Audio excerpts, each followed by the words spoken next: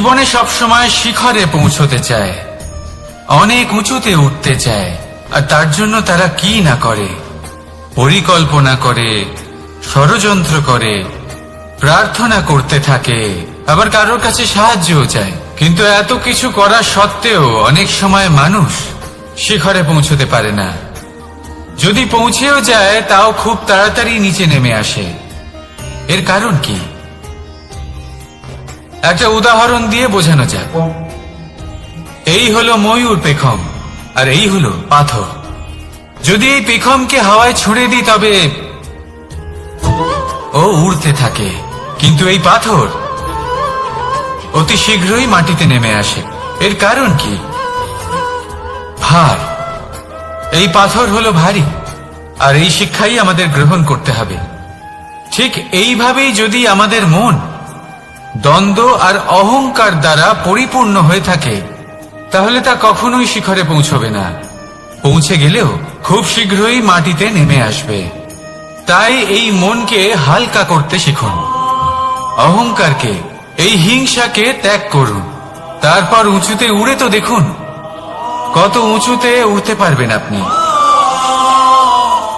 আসুন আমার সাথে ভালোবেসে বলুন, রাধা রাধা।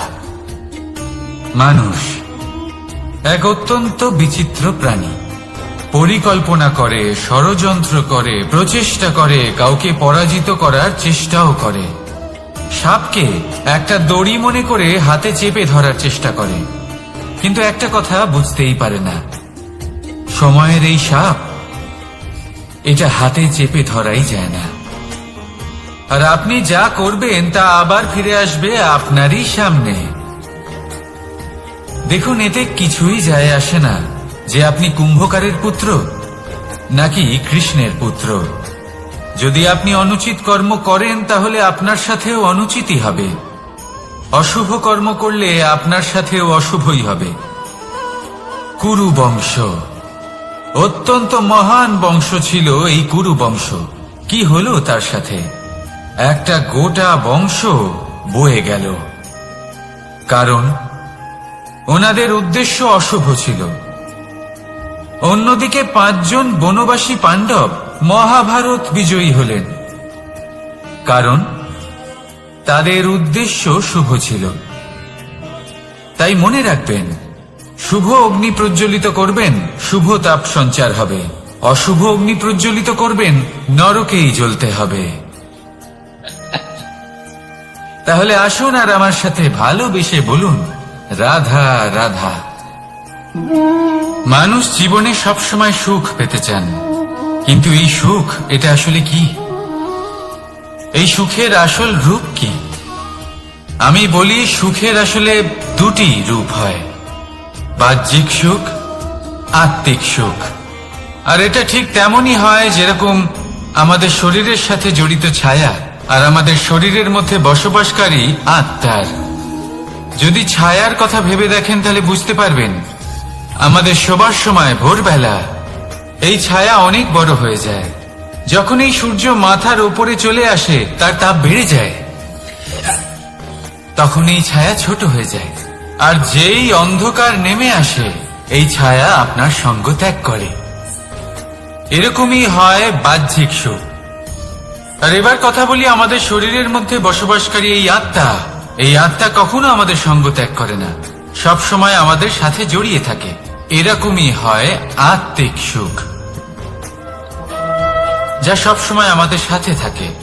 আত্মিক সুখ কারোর সেবা করে, আত্মিক সুখ কাউকে সাহায্য করে, আত্মিক সুখ প্রেম বোধে, যা কখনো আমাদের সঙ্গ ত্যাগ করে না।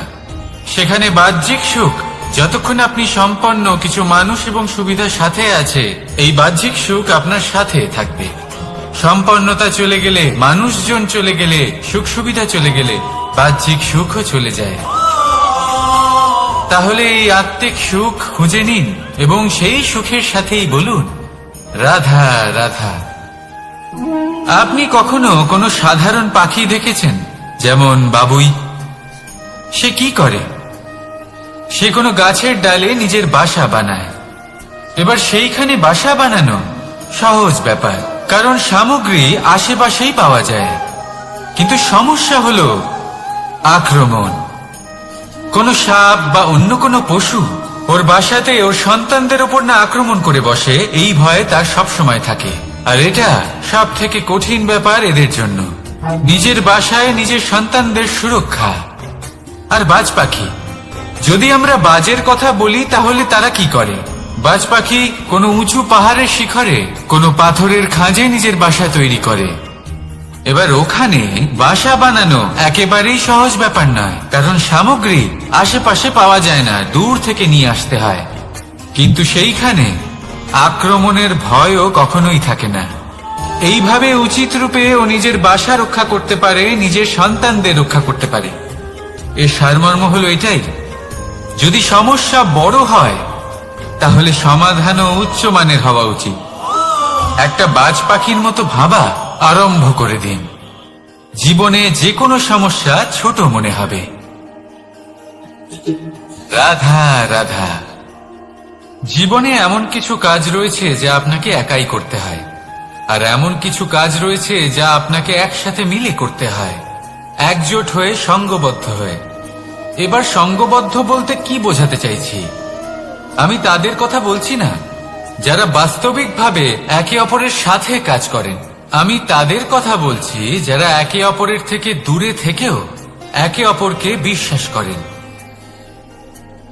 আমি আগেও বলেছিলাম, সমস্ত বিশ্বের আশা বিশ্বাসেই বসবাস করে, তাই না? তাই যেখানে সমস্ত বিশ্ব আছে, সমস্ত সংসার আছে, সেইখানেই বিশ্বাস রয়েছে।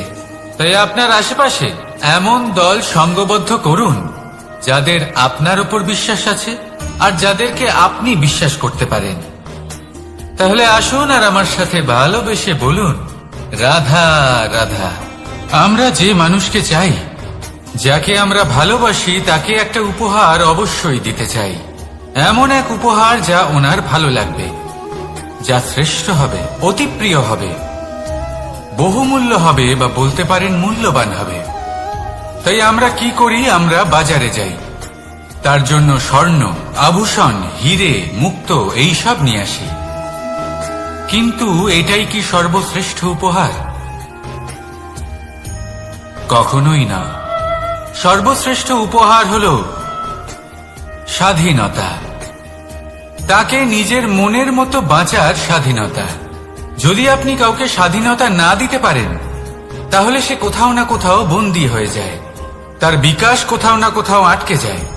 কিন্তু যদি আপনি কাউকে স্বাধীনতা দিতে পারেন, তাহলে আপনি দেখবেন ও সমস্ত সংসারকে, এই জীবনকে নিজের দৃষ্টিভঙ্গি দিয়ে দেখবে, বুঝবে যে কোনটা হলো উচিত আর কোনটা হলো অনুচিত। আর এটাই হলো সর্বশ্রেষ্ঠ। আর এবার যদি কাউকে স্বাধীনতার মাধ্যমে এত বড় একটা শক্তি দিতে পারেন, তাহলে আপনি আমাকে বলুন, এর থেকে বড় উপহার আর কি হতে পারে? আসুন আর আমার সাথে ভালোবেসে বলুন, রাধা রাধা।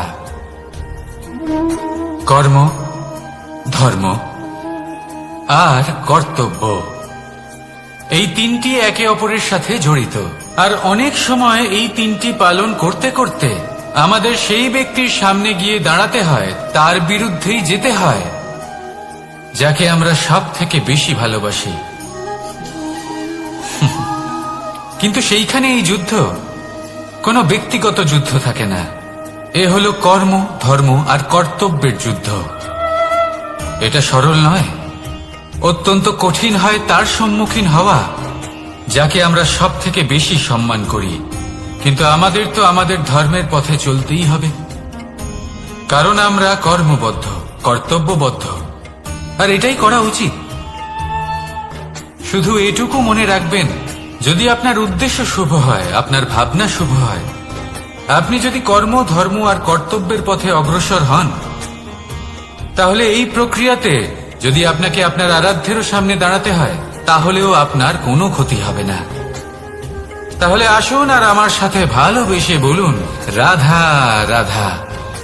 প্রেম এই সংসারে এসেছিল এই সংসারকে প্রেমের শিক্ষা দেওয়ার জন্য, এই জীবনের সুখের অনুভূতি আসলে কি তা শেখানোর জন্য। কিন্তু যদি সত্যি কথা বলি, তো আমি নিজেই প্রতিদিন প্রেমের নতুন নতুন স্বরূপ দেখতে পাই। প্রেমের একটা নতুন অনুভূতি প্রত্যেক নতুন দিনে। আর তার কারণ হলো এই প্রেম অনন্ত, এ হলো দৈব। প্রেম হলো এই সংসারের সব থেকে বড় ঢাল এবং সব থেকে বড় অস্ত্র। এই প্রেম ছাড়া না কোনো ন্যায় হয় আর না কোনো শাস্ত্র, না জীবন আছে আর না অন্ত।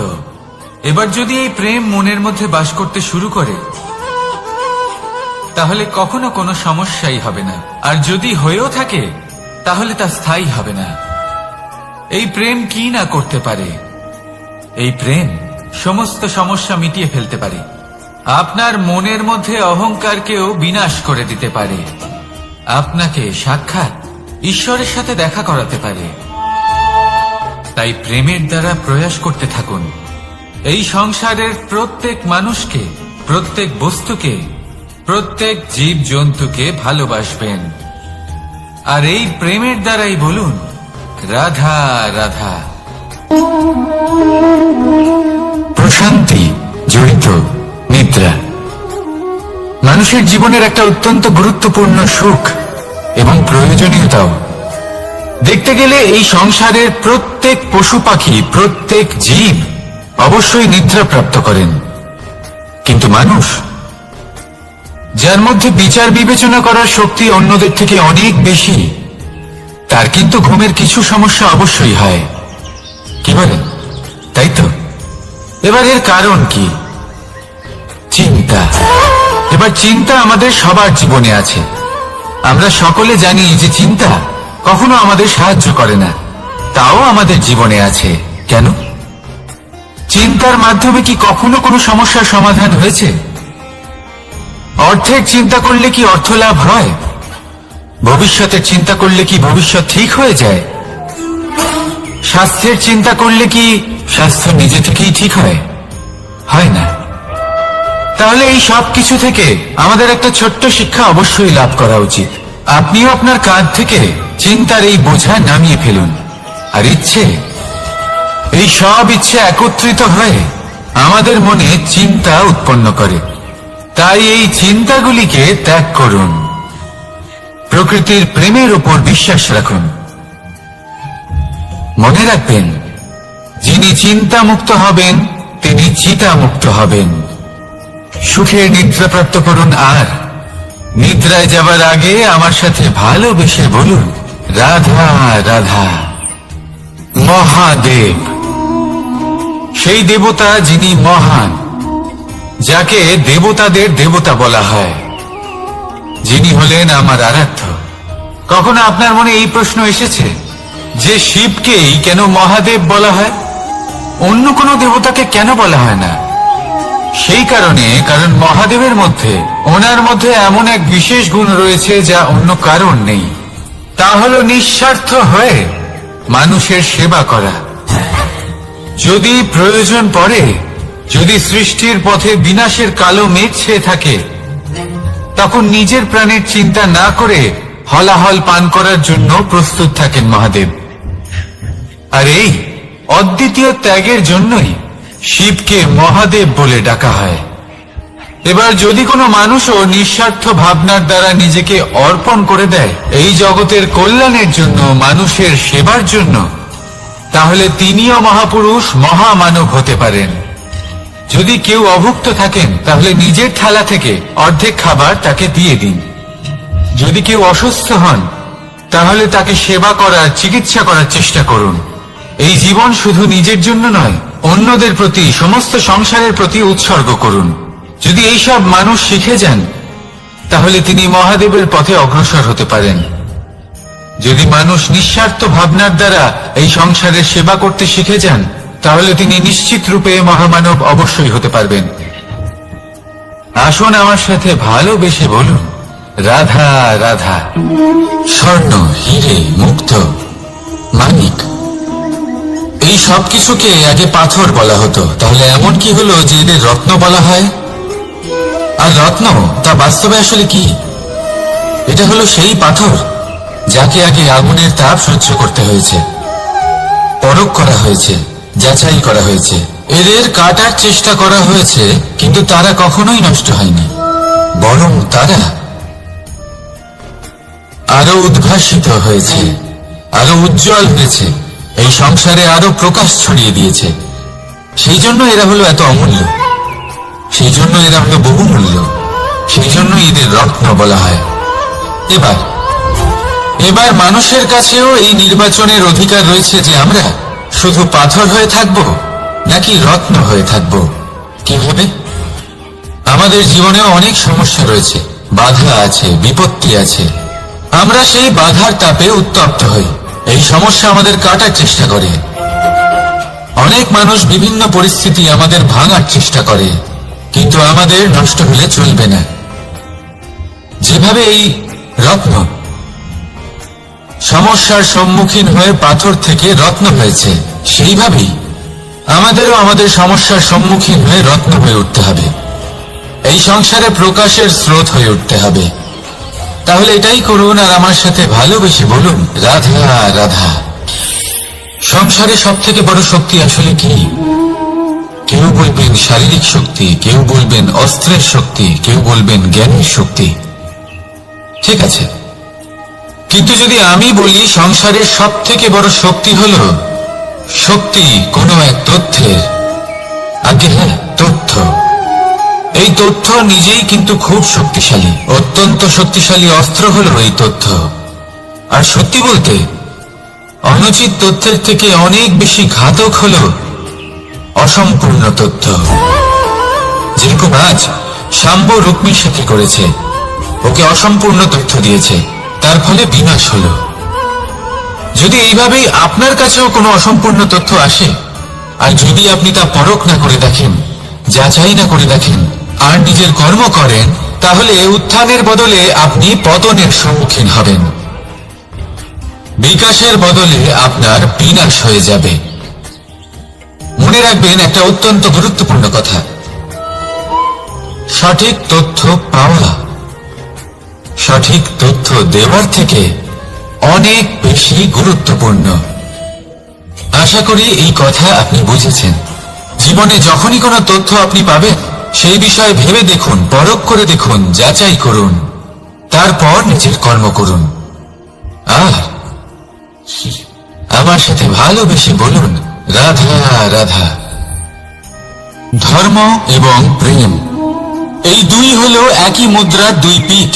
যদি এদের মধ্যে কোনোটা নষ্ট হয়ে যায়, তাহলে দ্বিতীয়টাও থাকে না।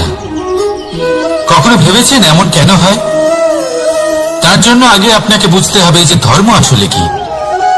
ধর্ম সেটাই যা এই সংসারের প্রত্যেক মানুষকে একে অপরের সাথে সুখ এবং শান্তিতে থাকতে প্রেরণা যোগায়। এই প্রেরণার আধার হলো প্রেম। প্রেম সেটাই যা আপনার মধ্যে অন্য কারোর প্রতি করুণাবোধ জাগিয়ে তোলে, সম্মান জাগিয়ে তোলে। এবার যদি প্রেম চলে যায়, তাহলে সবার আগে বিনাশ হবে সম্মান আর করুণাবোধের। এবার যেখানে না প্রেম রয়েছে, না সম্মান রয়েছে, না করুণা রয়েছে, সেখানে ধর্ম কিভাবে বাস করবে? অশুভ ইচ্ছে জাগ্রত হয়ে ওঠে, ক্রোধ জাগ্রত হয়ে ওঠে, অহংকার জাগ্রত হয়ে ওঠে, আর তারপর আরম্ভ হয় অধর্মের। তাই যা যা ভাবনা আপনার অন্তরে প্রবেশ করছে, করতে দিন, কিন্তু যাই হোক না কেন এই প্রেমকে নিজের থেকে দূরে যেতে দেবেন না। এই প্রেমকে চিরকাল নিজের কাছে রাখুন, নিজের হৃদয়। আর এই প্রেম ভাব নিয়ে বলুন, রাধা রাধা। মানুষের জীবনে উন্নতি লাভ করার জন্য তিনটি স্তম্ভের প্রয়োজন হয়। প্রথম স্তম্ভ শিক্ষা। এই শিক্ষা আমাদের জ্ঞান প্রদান করে। দ্বিতীয় স্তম্ভ ব্যবসা, যার দ্বারা আমরা ধন উপার্জন করি। তৃতীয় স্তম্ভ হলো আমাদের ঈশ্বর, আমাদের ইষ্ট। এনার সাথে যদি আমরা জুড়ে থাকতে পারি, তাহলে এমন একটা মানসিক বল আপনি লাভ করবেন যেটা এই সংসারে আর কোথাও পাওয়া সম্ভব না। কিন্তু মানুষ অনেক সময় জীবনে এই তিনটি স্তম্ভ লাভ করা সত্ত্বেও সামনে অগ্রসর হতে পারেন না। তখনও জীবনে কঠিন পরিস্থিতি আসতেই থাকে। এমনটা ঠিক কেন হয়? কারণ সে জীবনে এই তিনটি স্তম্ভ লাভ করে নেয়, জীবনে প্রয়োগও করে, কিন্তু তার ভিতের কথা সে ভুলেই যায়। যেমন প্রথম স্তম্ভ অর্থাৎ শিক্ষা। এই শিক্ষার আধার হলো শুভ চেতনা। যদি অন্তরে শুভ চেতনা না থাকে তাহলে এই শিক্ষার কোনো গুরুত্ব থাকে না। দ্বিতীয় স্তম্ভ ব্যবসা। পরিশ্রম করে উপার্জন করতে হবে এই কথাটা আমরা সবাই জানি এবং সবাই চেষ্টাও করি, কিন্তু ব্যবসা করতে করতে আমরা এটা ভুলে যাই আমাদের ব্যবহার কেমন হয়ে পড়েছে।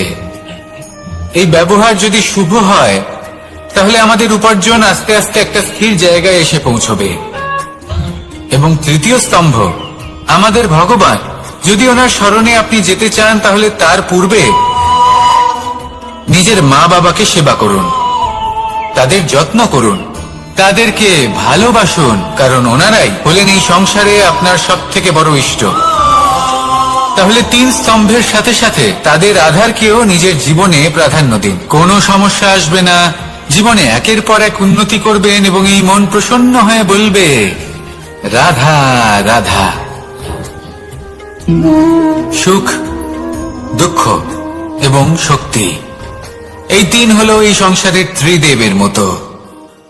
আমাদের জীবনে যা কিছু ঘটছে এই 3টির ভিত্তির উপরেই হচ্ছে। আসলে এই সংসারের একটা নিয়ম আছে, যখনই আপনি কিছু লাভ করেন এই সংসার আপনার পরীক্ষা নেয়। এটা জানার জন্য আপনার পরীক্ষা নেয় যে আপনি যা কিছুই লাভ করেছেন আপনি কি আদৌ সেটার যোগ্য কিনা। ঠিক সেইভাবেই এই সুখ, দুঃখ এবং শক্তি আপনার পরীক্ষা নিয়ে থাকে। যখন সুখ আসে তখন সে আপনার পরীক্ষা নেয় যে আপনার মধ্যে অহংবোধ জাগ্রত হয়নি তো। যদি অহংবোধ চলে আসে তাহলে সুখ সেখানেই সঙ্গ ত্যাগ করে। দুঃখ আপনার ধৈর্যের পরীক্ষা নিতে থাকে, আর যদি আপনার মধ্যে ধৈর্য না থাকে তাহলে এটা আপনাকে আরো বেশি দুঃখের গভীর অন্ধকারে ঠেলে দেবে। সেখানে শক্তি পরীক্ষা নেয় আপনার বিনম্রতার। যদি আপনি বিনম্র না হন তাহলে হয় এই শক্তি আপনার সঙ্গ ত্যাগ করবে, নয় এই শক্তি বিনম্রতার অভাবে আপনার পতনের কারণ হতে পারে। এই সংসারে যে কোনো ব্যক্তি যিনি এই পরীক্ষায় উত্তীর্ণ হয়ে থাকেন এই জীবনে তিনি সাফল্য লাভ করেন। আসুন আমার সাথে ভালোবেসে বলুন রাধা রাধা। ভয়ের সাথে আমরা সবাই পরিচিত, কষ্ট আমরা সবাই পেয়েছি। কখনো কখনো আমরা অসুস্থ হয়ে পড়ি, আর এমন সময় হলে মাতার মমতা, কখনো বাবার স্নেহ, কখনো বন্ধুদের পাশে থাকার অনুভূতি আমাদের রোগ নিরাময়ে সাহায্য করে। কখনো যদি আমরা নিরাশ হয়ে পড়ি তখন যদি আমাদের কোনো আপনজন আমাদের দুটো ভালো কথা বলে তখন আমাদের মনোবল বেড়ে যায়। ঠিক তেমন সংসারের এই রঙ্গমঞ্চে যদি আপনি পীড়িত অনুভব করেন কিছু শুভ কথা আলোচনা করুন, কিছু স্তুতি গান করুন, কিছু মুহূর্তের জন্য হলেও নিজের ইষ্টদেবের কথা স্মরণ করুন আর প্রার্থনা করুন। সাহস বাড়বে, শক্তিও বৃদ্ধি পাবে এবং সামনে এগিয়ে চলার পথও দেখতে পাবেন। তখন এই মন প্রসন্ন হয়ে বলবে রাধা রাধা। এই সংসারে কখনো কোনো ব্যক্তিকে তার বাইরের পোশাক দেখে বিচার করার চেষ্টা করবেন না, এটা খুব বড় ভুল করবেন। যেমন আমরা জীবনে অনেক সময় এমন করি, ধরুন কোথাও একটা গাছ দেখলাম, খুব বিশাল আকারের একটা গাছ যেটা মাটির থেকে অনেক উঁচুতে পৌঁছে গেছে, যার বিশাল শাখা আছে। সেগুলো দেখে আমরা ভাবি যে এই গাছে হয়তো কত সুস্বাদু ফল আছে, আমরা সেই গাছের পরিচর্যা করতে থাকি। আবার অন্যদিকে হলো একটি তৃণ যেটা মাটি থেকে কিছুটা উঁচুতে পৌঁছেছে, কিন্তু সেই তৃণর নিচে, মাটির নিচে অত্যন্ত সুস্বাদু ফল বা সবজি জন্ম নেয়, যা আমাদের স্বাস্থ্যের পক্ষে অত্যন্ত উপকারী। সেই জন্য কখনো আবরণ দেখে কাউকে বিচার করতে চেষ্টা করবেন না, তার বদলে এটা বোঝার চেষ্টা করুন যে আপনার সামনে যে ব্যক্তি আছে বা বস্তু আছে তার বিশেষত্ব কি। যদি এই বিশেষত্ব বোঝার ক্ষমতা আপনি অর্জন করেন, যদি এই শিল্প আপনি নিজের ভেতরে জাগ্রত করেন, তাহলে এই সংসারে বিশেষত্ব কি সেটা আপনি জানতে পারবেন। আর এই সমস্ত খেলা দৃষ্টি থেকে নয়, দৃষ্টিভঙ্গি থেকে জন্ম নেয়। দৃষ্টিভঙ্গি সবসময় শুভ রাখুন, আর আমার সাথে ভালোবেসে বলুন, রাধা রাধা। লোকে বলে মানুষ নিজের ভবিষ্যৎ জন্ম থেকেই লিখিয়ে আনে, অর্থাৎ এখানে এই কপালে। ভাগ্য দেবতা আমাদের সমস্ত উত্থান, সমস্ত পতনের হিসেব সবটা লিখে দেন। কিন্তু কপালে কেন, পায়ে নয় কেন? যদি পায়ে লেখা হয় তাহলে আমরা পড়তে পারবো, যদি কপালে লেখা হয় আমরা ছাড়া বাকি সবাই পড়তে পারবে। এবারে আমাদের কপাল এখানে তাই প্রতিফলিত হয় যা আমাদের মস্তিষ্কে আছে, আর মস্তিষ্কে থাকে আমাদের ভাবনা। তাই এই ভাবনার ধনাত্মক হওয়া অত্যন্ত জরুরি। এতে বিকাশের জন্য স্থান রাখুন, এতে সবাইকে একসাথে নিয়ে চলার ভাবনা রাখুন, আর বিশ্বাস করুন আপনার মস্তিষ্কের এই ভাবনা সাফল্য রূপে আপনার কপালে অবশ্যই লিখিত হবে। কারণ আপনার ভাবনাই সত্য হয়ে আপনার জীবনে আসে। রাধা রাধা। সময় বড়ই অদ্ভুত, এই সময়, তাই না? দেখতে গেলে এটা একটা অনুভূতি, একটা সংখ্যা, একটা বিষয়। এবারে দেখুন না, সূর্যোদয় সকলের একসাথেই হয়, তাই তো? কারোর আগে কারোর পরে এমন তো হয় না, সবার একসাথেই হয়। আবার সূর্যাস্ত সকলের একসাথেই হয়। এবারে ভাবুন, এই সময় প্রত্যেকের জন্য আলাদা আলাদা। কারোর জন্য এই সময় ভালো, আবার কারোর জন্য এই সময়ই খারাপ।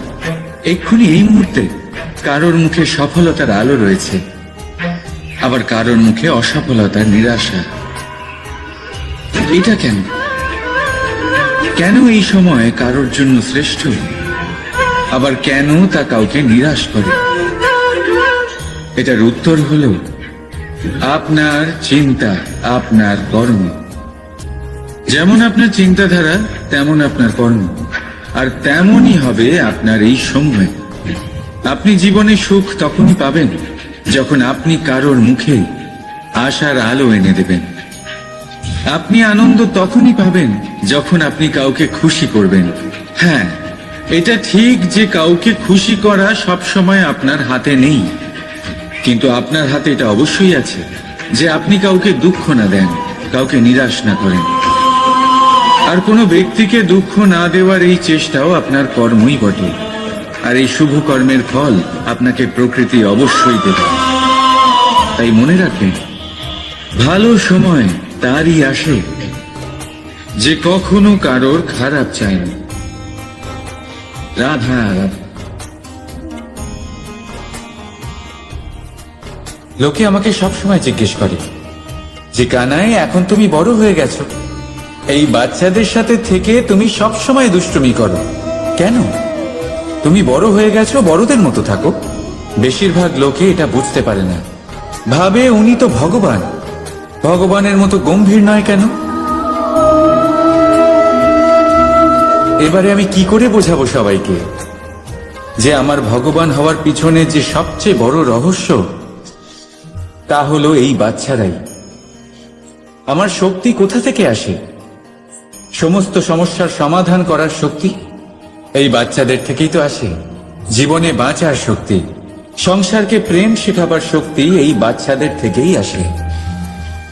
কারণ বাচ্চাদের থেকে বড় কোনো ভগবান হয় না। এবারে দেখুন না, পুরাণ আর বেদের কোনো জ্ঞান নেই ওদের, কিন্তু খুব ভালোভাবেই জানে যে একজন উদাস ব্যক্তির মন কি করে ভোলানো যায়, কি করে তাকে আনন্দ দেওয়া যায়। আর এই এক বিশাল ব্যাপার। কোনো ন্যায়, কোনো নীতির জ্ঞান নেই ওদের, কোনো ভেদাভেদ করতে জানে না। কিন্তু এটা অবশ্যই জানে একজন একা অজানা ব্যক্তিকে নিজের দলের সদস্য কি করে বানাতে হয়, কি করে তাকে আপন করতে হয়।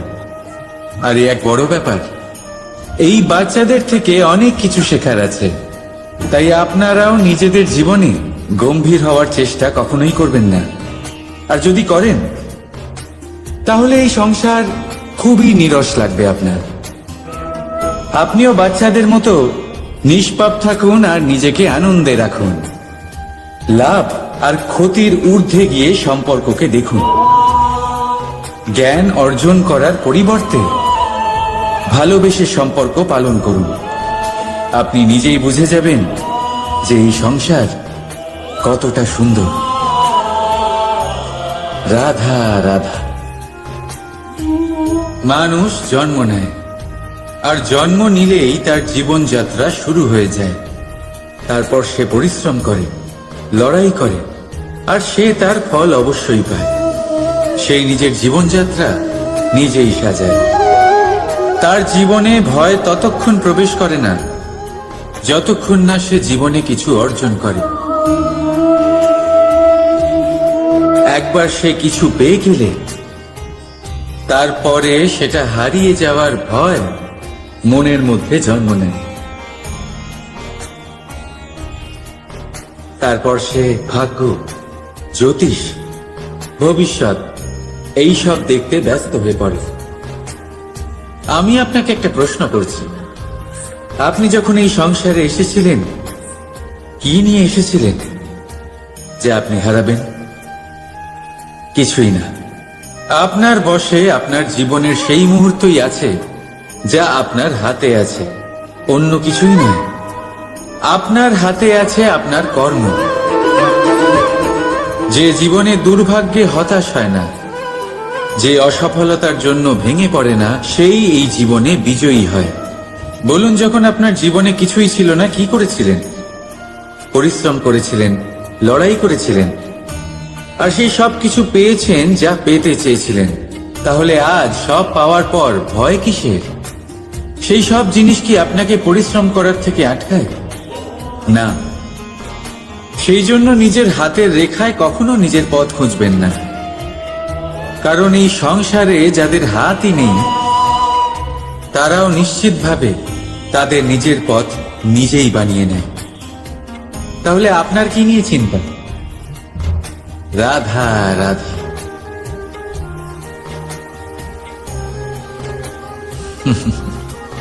সময়, এই সময় না কোনো ব্যক্তি, না জীব, না বস্তু, তাও সময় জীবিত থাকে। এই সময়ে না জল, না অগ্নি, আর না বায়ু, কিন্তু তাও আমাদের জীবনের আধার এই সময়। দেখতে গেলে মানুষ এই সময়ের হাতের খেলনা। কখনো আমাদের সময় ভালো হয়, আবার কখনো খারাপ। কেউ সময় আসার প্রতীক্ষা করে, আবার কেউ সময় যাওয়ার প্রতীক্ষা করে, কিন্তু এই সময় কারোর হাতে ধরা দেয় না। এই সময় যা কেউ দেখতে পায় না, এটা সবাইকে সবকিছু দেখিয়ে যায়। দেখিয়ে যায় যে আপনকে আর পরকে, আমাদের শুভাকাঙ্ক্ষীকে আর ক্ষতিকে চায়, আমাদের মিত্রকে আর আমাদের শত্রুকে। এই সময় আপনাকে দেখায় যে আপনি কতটা শক্তিশালী, সেই সময় আপনাকে দেখিয়ে যাবে আপনি কতটা দুর্বল। এই সময় সব কিছু দেখিয়ে যায়। তাই এই সময় যা এতটা শক্তিশালী, তা আমরা নষ্ট কেন করি? ভেবে দেখুন। এবারে উঠুন আর এই সময়ের সম্পূর্ণ ব্যবহার করুন, এই সময়ের সদ্ব্যবহার করুন, কারণ এই সময়কে ব্যবহার করাটাই আপনার হাতে রয়েছে, আর কিচ্ছু না। আর এই সময় একবার বয়ে গেলে তখন যাই করুন না কেন কখনো ফেরত আসবে না। সময়ের সদ্ব্যবহার করুন আর সবার মধ্যে আনন্দ ছড়ান। আর আসুন আমার সাথে ভালোবেসে বলুন, রাধা রাধা। আমরা সবাই জীবনে সফল হতে চাই, তাই না? প্রত্যেকের জীবনে ব্যক্তিগত একটা লক্ষ্য আছে, আর প্রত্যেকের জীবনে তাদের লক্ষ্যে পৌঁছানোর আলাদা আলাদা যাত্রা আছে। এবার এই যাত্রায় অগ্রসর হওয়ার জন্য পথের দরকার। পথ, এই পথ, এটা অত্যন্ত গুরুত্বপূর্ণ, আর মানুষ এটাই বুঝে উঠতে পারেন না। অধিকাংশ মানুষ তাদের গোটা জীবন কাটিয়ে দেন এই পথ খুঁজতে গিয়ে, আর অধিকাংশ মানুষ জীবন কাটিয়ে দেন তাদের এই পথ বদলাতে গিয়ে। কিন্তু এভাবে সাফল্য অর্জন করা যায় না। এবারে আপনারা জিজ্ঞেস করবেন কি করে সাফল্য লাভ করবেন। এই সফলতা তিনি অর্জন করেন যে তার পথ নিজেই তৈরি করেন। দেখুন, যত শক্তি আর যত সময় আপনি পথ খুঁজতে আর বদলাতে গিয়ে নষ্ট করবেন, তার থেকে কম সময় এবং শক্তির দ্বারা আপনি নিজের পথ নিজেই বানাতে পারবেন, নিজের লক্ষ্যে পৌঁছতে পারবেন। সেই জন্য বারবার আপনার পথ বদলাবেন না, খোঁজাখুঁজি করবেন না। নিজের এই যাত্রায় নিজের পথ নিজেই তৈরি করুন, আর যত তাড়াতাড়ি সম্ভব নিজের লক্ষ্যে পৌঁছে যান। রাধা রাধা। আপনি ওই কথাটা নিশ্চয়ই শুনেছেন, যখন ভগবান একটা দরজা বন্ধ করেন তখন অন্যদিকে অনেক দরজা খুলে দেন। এবার এই দরজা, এই সমস্ত পথ আমরা দেখতে পাই না, অনেক সময় আমরা বুঝতে পারি না, হারিয়ে যায় সব। কখনো কখনো মনে হয় যে এই কথাটাই মিথ্যে, কিন্তু আসলে তা তো নয়। তাহলে হারিয়ে যায় কেন? কারণ আমরা সময় নষ্ট করি এই দরজার দিকে তাকিয়ে থেকে। ভাবি এই বুঝি দরজা খুলবে, এবার দরজা খুলবে। অপেক্ষা করতে করতে আমরা অনেক সময় নষ্ট করে ফেলি। এত সময় নষ্ট করি যে আমরা দেখতে পাই না, খুঁজে পাই না সেই সমস্ত দরজা আর পথ যা আমাদের জন্য খোলা রয়েছে। যদি খুঁজেই না পাই তাহলে তা ব্যবহার করব কি করে? মনে রাখুন, ভগবান সব সময় আমাদের সাথে রয়েছেন, আমাদের সাহায্য করছেন। এই পথ সব সময় আছে, সর্বত্র আছে। দরকার রয়েছে শুধুমাত্র দৃষ্টির, দৃষ্টিভঙ্গি এবং ভাবনার। এই দৃষ্টিকে বিস্তৃত করুন, এই দৃষ্টিভঙ্গিকে ধন্যাত্মক করে তুলুন, আর এই ভাবনা এর সীমা একটু বাড়িয়ে তুলুন। তারপর দেখবেন সব খুঁজে পাবেন। আসলে কি, এই যে ঈশ্বর, এই যে পরমাত্মা, তা আমাদের সাথে রয়েছে, আমাদের মনের মধ্যে রয়েছে। যিনি তাকে মন থেকে চাইবেন তিনি তাকে মনের মধ্যে অবশ্যই খুঁজে পাবেন। যদি উনি মন থেকে চান পথ খুঁজে পেতে, তাহলে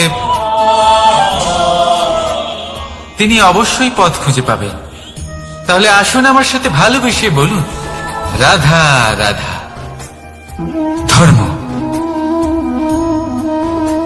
আমরা সকলে ধর্মের বিষয়ে কথা বলি, কখনো নিজের ধর্মের বিষয়, আর কখনো অন্যের ধর্মের বিষয়। কখনো আমরা অধর্ম দেখলে সেই বিষয়ে কথা বলি। অনেক রকম আলোচনা হয়, কিন্তু এই ধর্ম আসলে কি, সেটা কি কেউ বোঝে? যদি আমি আপনাকে উত্তর দিই, এই উত্তর সরল। ধর্ম হলো তাই যা মানুষকে অন্য মানুষের সাথে সমস্ত পিতা সবসময় চান যেন তিনি তার শক্তি পুত্রকে। আসুন আপনাকে সহজে বোঝাই। যদি আপনি সুপাত্র হন আর আপনাকে শক্তি দেওয়া হয়, তাহলে আপনি সেই শক্তির গুরুত্ব বুঝবেন, কোথায় সেই শক্তি প্রয়োগ করা উচিত সেটা বুঝবেন। আর এটা যেহেতু অর্জন করা শক্তি হবে, সেই শক্তির অপব্যবহার হবে না। কিন্তু যদি এই আপনি কুপাত্র হন আর যদি আপনাকে এই শক্তি দেওয়া হয়, তাহলে কি হবে? দেখতে গেলে এই শক্তি আপনি দান হিসেবে পেয়েছেন, তাই না আপনি এই শক্তির গুরুত্ব বুঝবেন, আর না এর প্রয়োগ আপনি জানবেন। তার অপব্যবহার হওয়া সুনিশ্চিত। তাই যদি আপনি কোনো শক্তি অর্জন করতে চান, তাহলে আগে তার যোগ্য হয়ে উঠুন। পুত্র নয়, পাত্র হয়ে উঠুন। আর আমার সাথে ভালোবেসে বলুন, রাধা রাধা।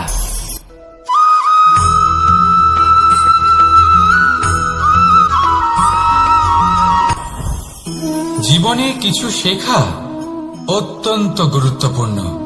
এবার কি কি শিখতে হবে, সেই সব শেখানোর জন্য অনেক শিক্ষক রয়েছেন।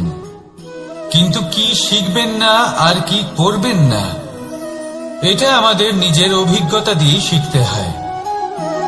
কিন্তু তার মানে এটা নয় যে যদি আপনাকে শিখতে হয় যে আগুনের তাপ কতটা, আপনাকে আগুনের মধ্যে হাত দিতে হবে। না, অন্য কারোর অভিজ্ঞতা দ্বারাও শিখতে পারেন। প্রশ্ন শুধুমাত্র একটাই যে আপনি কি শিখতে চান নাকি চান না। যদি আপনি এটাই ভাবেন যে আমি শুধুই নিজের অভিজ্ঞতা দ্বারাই শিখতে চাই, তাহলে জীবনকাল ছোট মনে হবে, অনেক কিছুই শিখতে পারবেন না। তাই নিজের সাথে সাথে বড়দের অভিজ্ঞতার দ্বারাও শেখা শুরু করে দিন। এই সংসারের অভিজ্ঞতা দ্বারা শিখতে শুরু করে দিন। আর এটা নিশ্চিত রূপে শেখা আবশ্যক যে কখন কি করবেন না, কোথায় থামতে হবে আর কোথায় থামবেন না। তাহলে আসুন আর আমার সাথে ভালোবেসে বলুন, রাধা রাধা।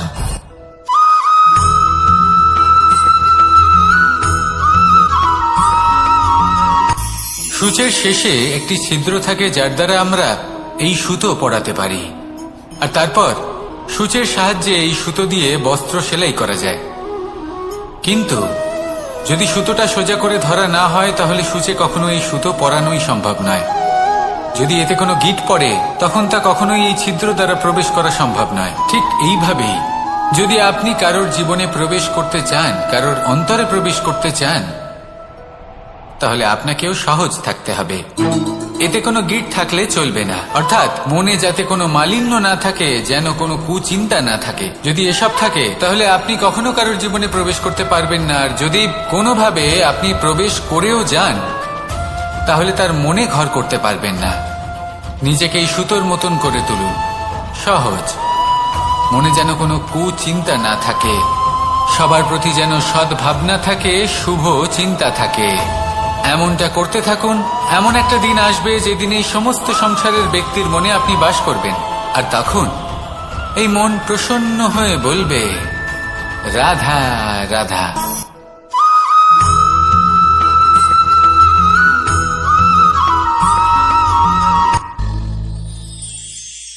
শিশিরের বিন্দু পাতার ওপর পড়ে আর তার গায়ে লেগে থাকে। পাতা তাকে শুষে নিতে পারে না, আর শেষ পর্যন্ত সে ঝরে পড়ে যায়। অন্যদিকে রয়েছে মেঘ এবং চাতক। এদের মধ্যে অনেক দূরত্ব থাকে। মেঘ থাকে আকাশে আর চাতক থাকে ধরিত্রীতে। কিন্তু যখন এই মেঘ থেকে বৃষ্টি ঝরে পড়ে, এই চাতক কিন্তু সেই জলই পান করে, নয়তো সে তৃষ্ণার্ত থেকে যায়। এবার অন্যদিকে দেখলাম শিশির বিন্দু আর পাতার এই সম্পর্ক।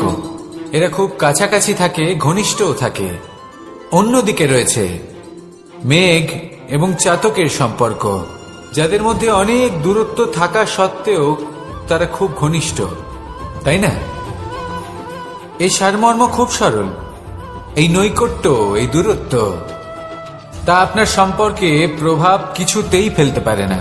এই নৈকট্য, এই দূরত্ব, এইসব হলো শুধুমাত্র মনের ব্যাপার। কখনো আপনি অনুভব করেছেন আপনি কারোর থেকে অনেক অনেক দূরে আছেন, অনেক দূরে আছেন, তাও সেই ব্যক্তির প্রতি আপনি টান অনুভব করেন। সেখানে আপনি কারোর সাথে প্রত্যেক দিন অতিবাহিত করেন, সমস্ত জীবন অতিবাহিত করেন, সব থেকে বেশি সময় তার সাথে অতিবাহিত করেন, তাও তার প্রতি সেই টান অনুভব করেন না। এই সংকেত হলো মনের দূরত্বের। তাহলে মনের এই দূরত্ব দূর করুন আর আমার সাথে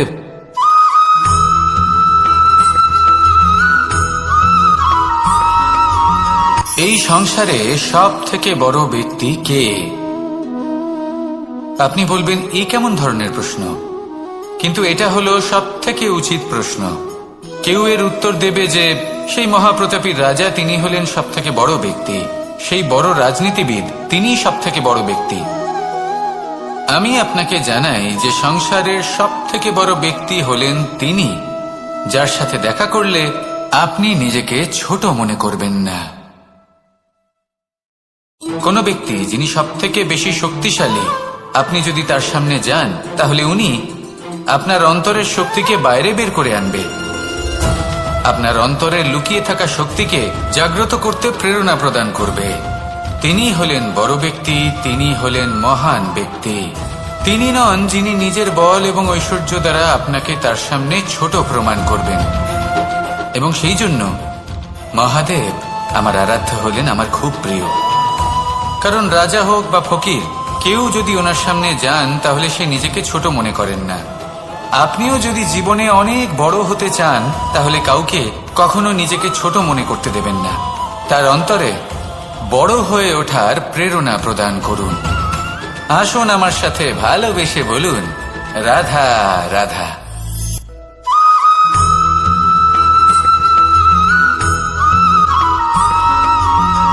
যখন আমরা কোনো বনে প্রবেশ করি, তখন এই সবুজ ঘাস দেখে, এই কোমল ঘাস দেখে আমাদের মন প্রফুল্ল হয়ে ওঠে।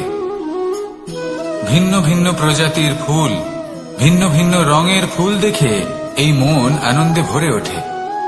এখানে শিশুরা আনন্দ লাভ করে, বড়রা ভোজন গ্রহণ করেন, কথাবার্তা বলেন, হাঁটাহাঁটি করে বেড়ান।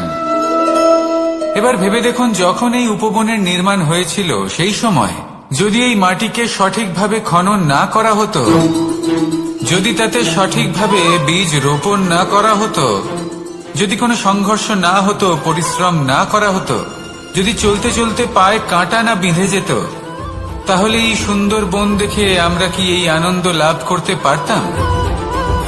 কখনোই নয়। ধরুন কোনো নদীর তটে সুন্দর একটি বন আছে, সেই বনের আনন্দ লাভ করতে গেলে আপনাকে সেই নদী পার করতেই হবে। যদি সুখের নদীর কাছে পৌঁছতে চান, তাহলে তটে যে কাঁটা রয়েছে সেগুলোর সাথে সংঘর্ষ করতেই হবে। এই সংসারে যদি আপনি সুখ লাভ করতে চান, তাহলে সুখ লাভের এই যাত্রা শুরু করতে হবে সংঘর্ষ দ্বারা। তাহলে সংঘর্ষকে স্বাগত জানান, এর পেছনেই সুখ রয়েছে যা আপনার জন্য অপেক্ষা করছে। এবার হাসুন আর আমার সাথে ভালোবেসে বলুন, রাধা।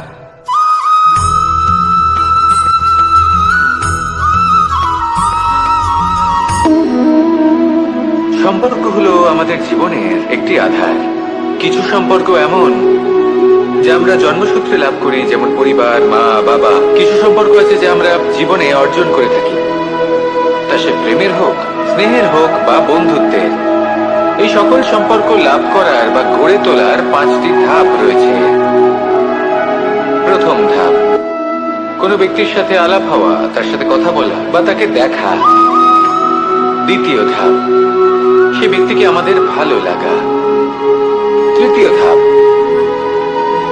আমাদের এটা চাইতে শুরু করা যে জীবনে এই ব্যক্তি যেন আমাদের বন্ধু হন, আমাদের জীবনে থাকেন, বা আমাদের কাউকে ভালোবেসে ফেলা। আর এটা আমাদের ভাবা বা চাওয়া যে সেই ব্যক্তি যেন আজীবন আমার সাথে থাকেন, আমার জীবনে আমার সাথী হয়ে।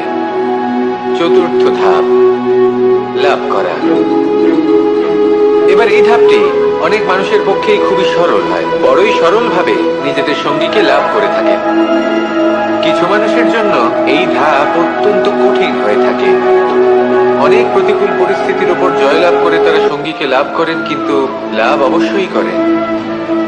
এরপরে আসে পঞ্চম, অন্তিম এবং সব থেকে গুরুত্বপূর্ণ ধাপ। সেটা হলো সেই সম্পর্ক পালন করা। এটা হলো এমন এক বিষয় যা প্রত্যেক মানুষের শেখা উচিত। যদি ব্যক্তি নিজের জীবনে সম্পর্ক রক্ষা করতে শিখে যান, তবে প্রত্যেক সম্পর্ক তার জীবনকে স্বর্গ করে তুলবে। আসুন আর আমার সাথে ভালোবেসে বলুন, রাধা রাধা।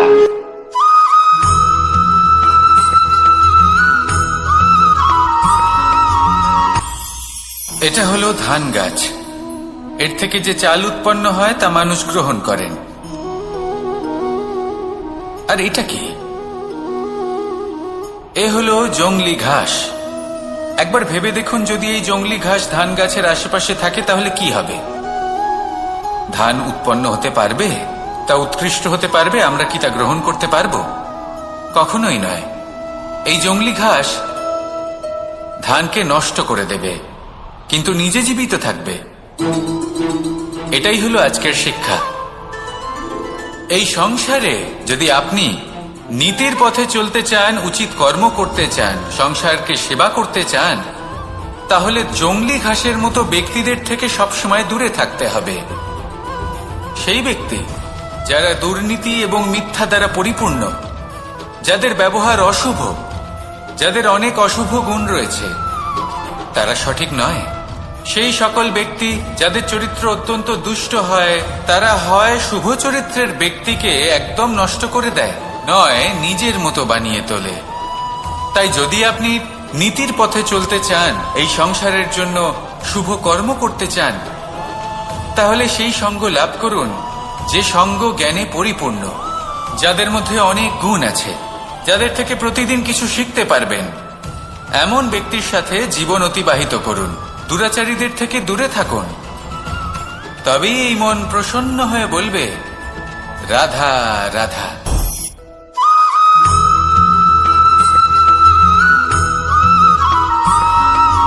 মানুষের একটি সমস্যা আছে যে মানুষ সাফল্যকে মাপতে থাকেন, লক্ষ্যপ্রাপ্তিকে মাপতে থাকেন এবং তার তুলনা করতে থাকেন যে ও এত কিছু পেল আর আমি পেলাম না, ওর কাছে এত কিছু আছে কিন্তু আমার কাছে নেই। এই তুলনা করার জন্য ওনারা দুঃখী হয়ে পড়েন, নিরাশ হয়ে পড়েন। তাই আমি একটা প্রশ্ন করছি যে এটা কি উচিত? এই সংসারে আপনি কি নিয়ে তুলনা করবেন, যেখানে সূর্যদেব চন্দ্রমা দুজনেই আছেন, দুজনেই হলেন বিশেষ, দুজনেই নিজ নিজ সময়ে উদিত হন। এদের মধ্যে একজন না থাকলে তাহলে আমাদের জীবন কঠিন হয়ে পড়বে। ঠিক সেইভাবেই আপনি যদি একটা বড় রেখা অঙ্কন করেন তাহলে অন্য রেখাটি ছোট হয়ে পড়ে না, সে তেমনই থাকে যেমনটা সে ছিল। আপনার অস্তিত্ব কখনো ছোট বা বড় হতে পারে না, শুধু তুলনা করার জন্য আপনার এটা মনে হতে পারে। যদি আপনি যুদ্ধ করতে চান আপনার তলোয়ারের প্রয়োজন পড়বে, যদি বস্ত্র তৈরি করতে চান এত বড় তলোয়ার দিয়ে কিছুই হবে না, তখন প্রয়োজন পড়বে একটা ছোট্ট সূচের। তাই তুলনা করবেন না, না নিজেকে ছোট মনে করবেন না অন্য কাউকে। সবার সাথে সহযোগিতা করুন, আর যদি তুলনা করতেই হয় নিজের সাথে করুন, যে কাল আমি কেমন ব্যক্তি ছিলাম, আজ কি তার থেকে শ্রেষ্ঠ হয়ে উঠতে পেরেছি। ভেবে দেখুন ভবিষ্যতে গিয়ে আপনি কতটা শ্রেষ্ঠ ব্যক্তি হতে পারেন। আসুন আমার সাথে ভালোবেসে বলুন, রাধা রাধা।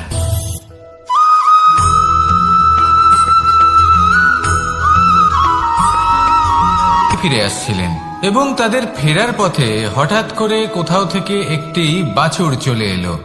এই দুই বোন ভয়ভীত হয়ে গেলেন আর তাদের হাত থেকে সেই আটা পড়ে গেল, মাটিতে মিশে গেল। এবার এই পুরো ঘটনাক্রমে যদি কারোর বিন্দুমাত্র লাভ হয়ে থাকে, বিন্দুমাত্র আনন্দ পেয়ে থাকে, তাহলে সে কে? সেই ছোট বোন, যিনি মাঝে মাঝেই গমের দানা তুলছিলেন এবং খাচ্ছিলেন। কিছুটা হলেও উনি আনন্দ লাভ করেছিলেন। এবার এরকমই হলো আমাদের জীবনে ভক্তি এবং ভালোবাসা সংক্রান্ত বিষয়। মানুষ নিজের জীবনের দৈনিক কাজে এতটাই ব্যস্ত হয়ে পড়েন, প্রত্যেকদিন শুধু কাজ কাজ কাজ কাজ করতে থাকেন, আর তাতে ভক্তি এবং ভালোবাসার জন্য সময় বার করতেই পারেন না। দেখুন, জীবনে ভক্তি আর প্রেমের এই যে ছোট ছোট মুহূর্ত আছে, এগুলো যদি আপনি যাপন করতে পারেন তাহলে তাতেই আপনি তৃপ্তি লাভ করবেন। বাকি সবই আপনার ব্যর্থ বলেই মনে হবে। জীবনে যখনই আপনি কোনো কাজ করবেন, ঈশ্বরের প্রতি সমর্পিত হয়ে সেই কাজ করুন। আর যখনই সময় পাবেন তাহলে সেই সময় নিজের আপনজনদের দিন, যাদের আপনি ভালোবাসেন, তাদের প্রতি যত্নবান হন, তাদের শুভাকাঙ্ক্ষী হন। এই প্রেম আর ভক্তির ছোট ছোট মুহূর্তগুলো আপনার জীবনকে চরিতার্থ করে তুলবে। আসুন আমার সাথে ভালোবেসে বলুন, রাধা রাধা।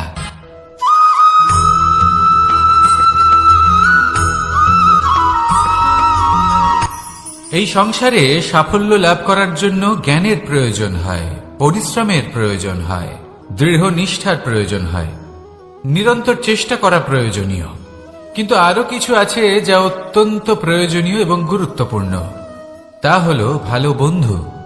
তাদের থাকা অত্যন্ত প্রয়োজনীয়। যদি ভালো বন্ধু থাকে তাহলে সময় এলে তারা ঢাল হয়ে আপনাকে সুরক্ষা করবেন। সময় এলে অস্ত্রের মতো শত্রুকে সংহারও করবেন। যদি তিনি জ্ঞানী হন, তাদের মধ্যে সদ্গুণ থাকে, তাহলে এই সব গুণ আপনার মধ্যেও প্রবেশ করবে। তাহলে সাফল্যের জন্য ভালো বন্ধু পাওয়া অত্যন্ত প্রয়োজনীয়। কিন্তু শুধু বন্ধু কেন, ভালো শত্রুও থাকা প্রয়োজনীয়। এবার আপনি ভাববেন, এ আমি কি বললাম? যদি আপনার জীবনেও ভালো অর্থাৎ শক্তিশালী শত্রু থাকে, তাহলে আপনিও শক্তিশালী হতে থাকবেন। এই শত্রু আপনাকে প্রেরিত করবে আরো বেশি শক্তিশালী হয়ে ওঠার। কখনো কোনো হরিণকে দেখুন, তীব্র গতিতে দৌড়তে থাকে। কেন তীব্র গতিতে দৌড়য়? এই কারণে নয় যে কোথাও তার জন্য মধুর ঘাস অপেক্ষা করে রয়েছে, না,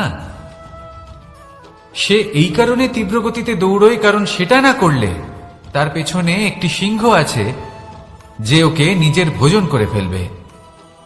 তাই জীবনে বিপদ, সংকট এই সবকিছুও হলো অত্যন্ত গুরুত্বপূর্ণ।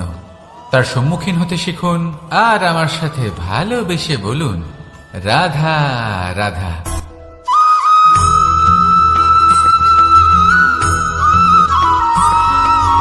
জীবনে অগ্রসর হওয়ার জন্য আমাদের কাকে প্রয়োজন হয়? মাতা পিতা, বন্ধু, প্রেম, সাহায্য, অর্থ, পরিশ্রম, আশা। ভিন্ন ভিন্ন মানুষ ভিন্ন ভিন্ন বিকল্প চয়ন করে। যদি আমি আপনাকে বলি তাহলে জয় আর পরাজয়ের মন্ত্র দুটো শব্দের উপর নির্ভর করে, মেনে নেওয়া আর দৃঢ় হওয়া।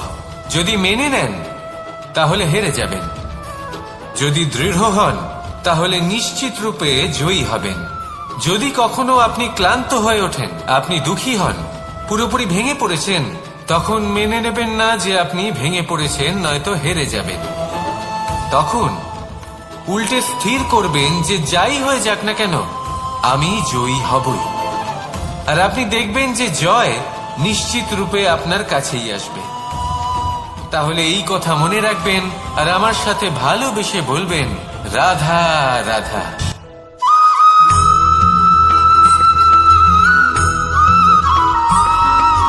জীবনে যখন কোনো ব্যক্তি নিজের লক্ষ্য প্রাপ্তির জন্য নিরন্তর পরিশ্রম করতে থাকেন, চেষ্টা করতে থাকেন, তখন তিনি কষ্ট অনুভব করেন, কখনো শারীরিক কষ্ট, কখনো মানসিক কষ্ট। এবার উনি এটা ভাবতে থাকেন যে আমি কি উচিত করছি নাকি অনুচিত করছি। কারণ অন্যদিকে এমন একজন ব্যক্তিও আছেন যিনি একদমই পরিশ্রম চেষ্টা করছেন না। তিনি মদিরা পান করেন, বিলাসিতায় জীবন কাটান, অলস প্রকৃতির হয়ে ওঠেন, নিদ্রাতে বিলীন হয়ে থাকেন আর ভাবেন যে তিনি সুখ লাভ করছেন। কিন্তু এরকম কেন হয়? কারণ যখন আমরা সৎ পথে থাকি, উচিত পথে চলি, লক্ষ্য প্রাপ্ত করার জন্য চেষ্টা করতে থাকি, তখন আমাদের ভেতরে থাকা নেতিবাচক শক্তি এবং পাপ এই দেহকে ত্যাগ করে দেয়। আর এই অনুভূতিটাই আমাদের দুঃখের অনুভূতি দেয়, কষ্ট দেয়। এবার সেখানে যদি আমরা কুপথে চলি, অনুচিত পথে চলতে থাকি, তাহলে আমাদের ভেতরে থাকা পুণ্য এবং ধনাত্মক শক্তি আমাদের দেহ ত্যাগ করে দেয়। আর এই অনুভূতির কারণেই আমরা সুখ অনুভব করি। কিন্তু কখনো ভাববেন যে এই সুখ বেশি সময় পর্যন্ত থাকে না। সেই জন্য সবসময় মনে রাখবেন, যদি আপনি জানেন যে এটাই আপনার লক্ষ্য, এটাই উচিত পথ, শুভ পথ, তাতে নিরন্তরভাবে এগিয়ে যেতে চেষ্টা করতে থাকুন। এই কষ্ট আপনাকে সুখের পরাকাষ্ঠায় কখন পৌঁছে দেবে তা আপনি জানতেই পারবেন না। আসুন আমার সাথে ভালোবেসে বলুন, রাধা রাধা।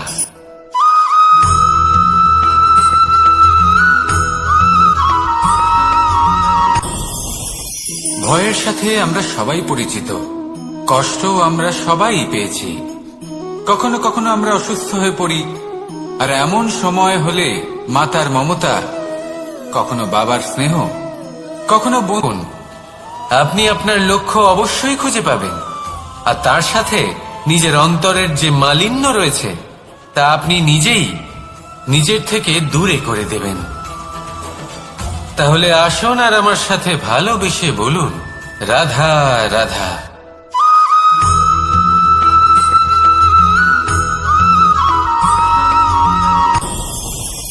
ভয়ের সাথে আমরা সবাই পরিচিত, কষ্টও আমরা সবাই পেয়েছি।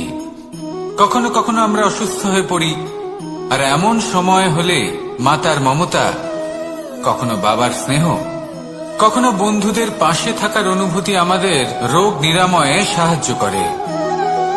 কখনো যদি আমরা নিরাশ হয়ে পড়ি, তখন যদি আমাদের কোনো আপনজন আমাদের দুটো ভালো কথা বলে, তখন আমাদের মনোবল বেড়ে যায়। ঠিক তেমন সংসারের এই রঙ্গমঞ্চে যদি আপনি পীড়িত অনুভব করেন, কিছু শুভ কথা আলোচনা করুন, কিছু স্তুতি গান করুন, কিছু মুহূর্তের জন্য হলেও নিজের ইষ্টদেবের কথা স্মরণ করুন আর প্রার্থনা করুন। সাহস বাড়বে, শক্তিও বৃদ্ধি পাবে এবং সামনে এগিয়ে চলার পথও দেখতে পাবেন। তখন এই মন প্রসন্ন হয়ে বলবে, রাধা রাধা।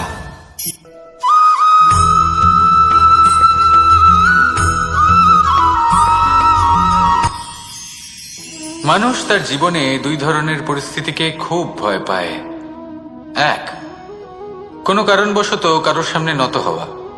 দুই, কোনো কারণে নিজের চরিত্র থেকে, নিজের মূল্যবোধ থেকে বিচ্যুত হওয়া।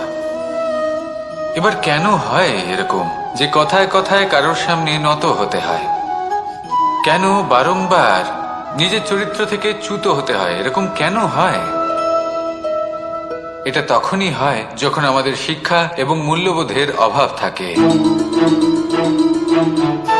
যদি মানুষের মধ্যে প্রকৃত শিক্ষা থাকে তাহলে এই সংসারে কোনো সময় এবং কারোর সামনেই নত হওয়ার কোনো প্রয়োজন নেই।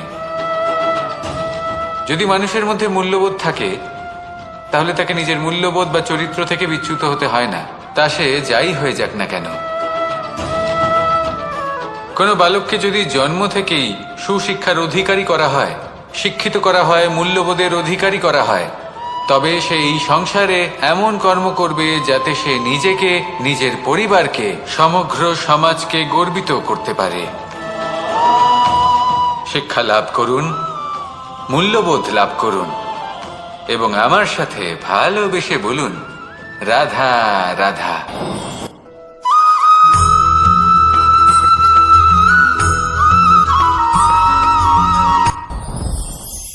সাথী। সাথী এই শব্দটির ব্যাখ্যা কে কিভাবে করে? মিত্র, সখা, বন্ধু।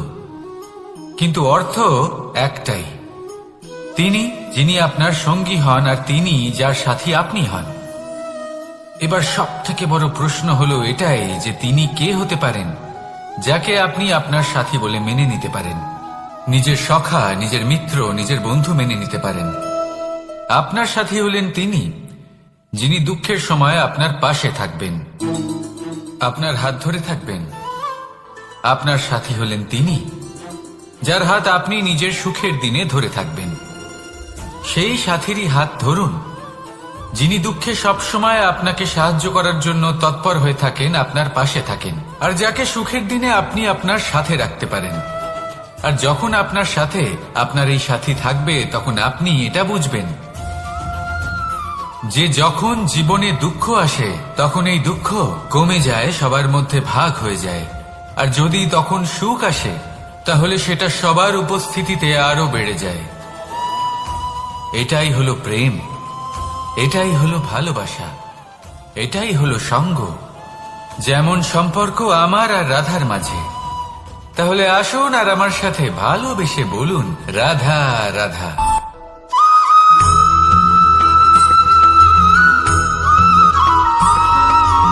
কখনো কখনো আমরা ভাবি যে কোনো ব্যক্তি যিনি ধর্মের পথে চলেছেন, যদি তার দ্বারা কোনো ভুল হয়ে থাকে তাহলে নিয়তি তাকে সেই মুহূর্তেই কঠোর শাস্তি দেন। কিন্তু সেই সব মানুষ যারা সংসারের সব থেকে বড় অধর্মী, বহু নিকৃষ্ট মানের কাজ করেন, তাদের নিয়তি অনেক সুযোগ দেন। তাদের নিয়তি এরকম কঠোর প্রহার করেন না। এই ভাবনা কখনো না কখনো মনে আসেই। ভেবে দেখুন কেন? আসলে জীবনকে বেশিরভাগ মানুষ একভাবেই দেখে থাকেন, বিভিন্ন স্তরে একে দেখা উচিত। এবার আপনি বলুন, এই সংসারে কোনো অধর্মী কখনো প্রেরণার উৎস হতে পারেন? কখনোই নয়। যে মানুষ নিজের আত্মাকে মলিন করে ফেলেছেন তিনি এই সংসারকে কিভাবে প্রেরণা যোগাবেন? উনি নিজেই বুঝতে পারেন না কোনটা করা উচিত, ধর্ম কোনটা। তাই নিয়তি তাকে একটা সুযোগ দেন, এটা বোঝার সুযোগ দেন যে কোনটা উচিত, কোনটা ধর্ম। সুযোগ দেন নিজের বিবেক জাগিয়ে তোলার, তাকে সুযোগ দেন নিজের অন্তরাত্মার ডাক শোনার। যখন তাতেও কাজ হয় না তখন নিয়তির কাছে একটাই পথ বাকি থাকে, আর তা হল মহাবিনাশ। মহাবিনাশ হয়তো দেরিতেই আসতে পারে, কিন্তু তা অবশ্যই আসবে। আর যখন মহাবিনাশ আসে তখন মহাবিনাশের যন্ত্রণা সমগ্র মানব জীবনের যন্ত্রণার থেকে অনেক বেশি হয়। এই কথাটা সবসময় মনে রাখবেন।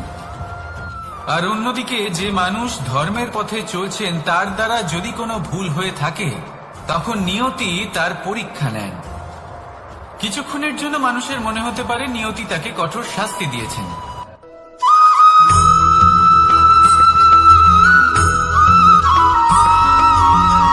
মানুষের মানসিকতা এমন হয় যে সে যতটা করে আশা করে যে তার থেকে অনেক বেশি তার বদলে সে পাবে।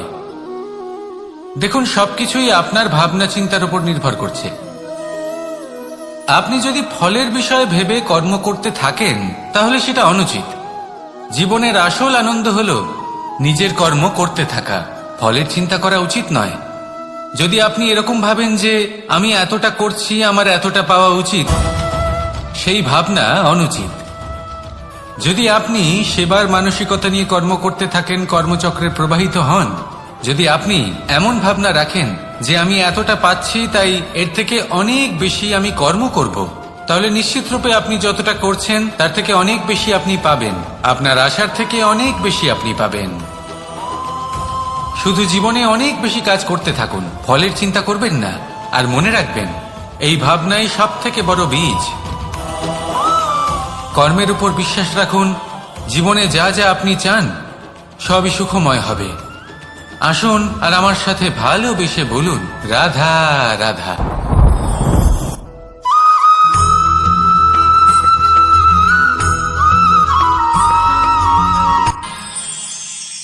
আমরা সবাই সূর্যকে সম্মান কেন করি?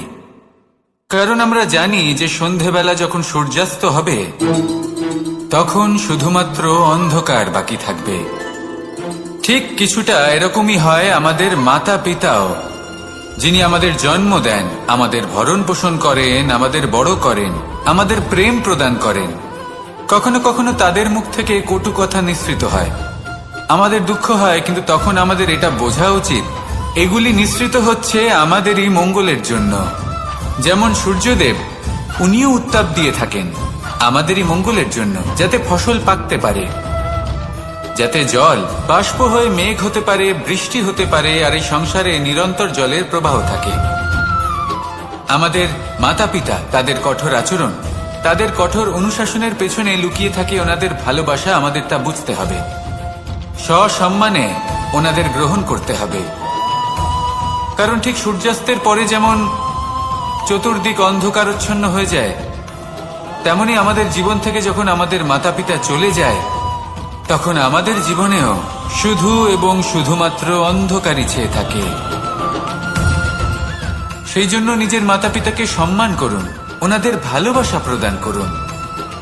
এই মন আর এই জীবন প্রসন্ন হয়ে বলবে, রাধা রাধা।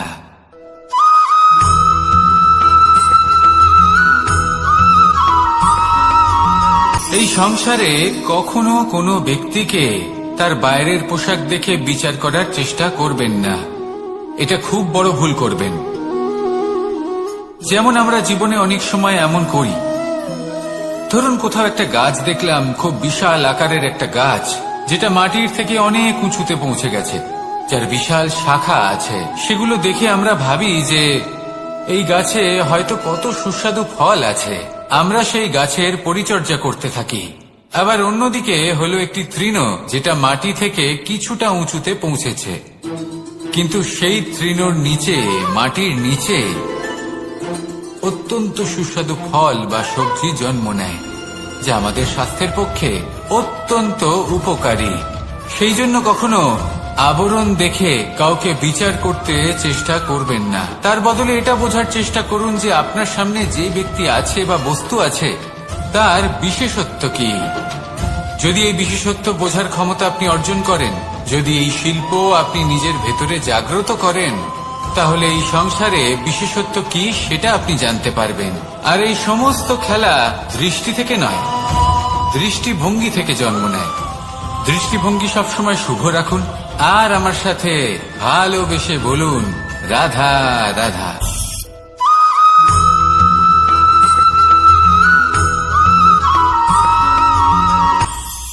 এটা হলো ধান গাছ। এর থেকে যে চাল উৎপন্ন হয় তা মানুষ গ্রহণ করেন। আর এটা কি? এ হলো জংলি ঘাস। একবার ভেবে দেখুন, যদি এই জংলি ঘাস ধান গাছের আশেপাশে থাকে তাহলে কি হবে? ধান উৎপন্ন হতে পারবে? তা উৎকৃষ্ট হতে পারবে? আমরা কি তা গ্রহণ করতে পারবো? কখনোই নয়। এই জংলি ঘাস ধানকে নষ্ট করে দেবে, কিন্তু নিজে জীবিত থাকবে। এটাই হলো আজকের শিক্ষা। এই সংসারে যদি আপনি নীতির পথে চলতে চান, উচিত কর্ম করতে চান, সংসারকে সেবা করতে চান, তাহলে জংলি ঘাসের মতো ব্যক্তিদের থেকে সবসময় দূরে থাকতে হবে। সেই ব্যক্তি যারা দুর্নীতি এবং মিথ্যা দ্বারা পরিপূর্ণ, যাদের ব্যবহার অশুভ, যাদের অনেক অশুভ গুণ রয়েছে, তারা সঠিক নয়। সেই সকল ব্যক্তি যাদের চরিত্র অত্যন্ত দুষ্ট হয়, তারা হয় শুভ চরিত্রের ব্যক্তিকে একদম নষ্ট করে দেয়, নয় নিজের মতো বানিয়ে তোলে।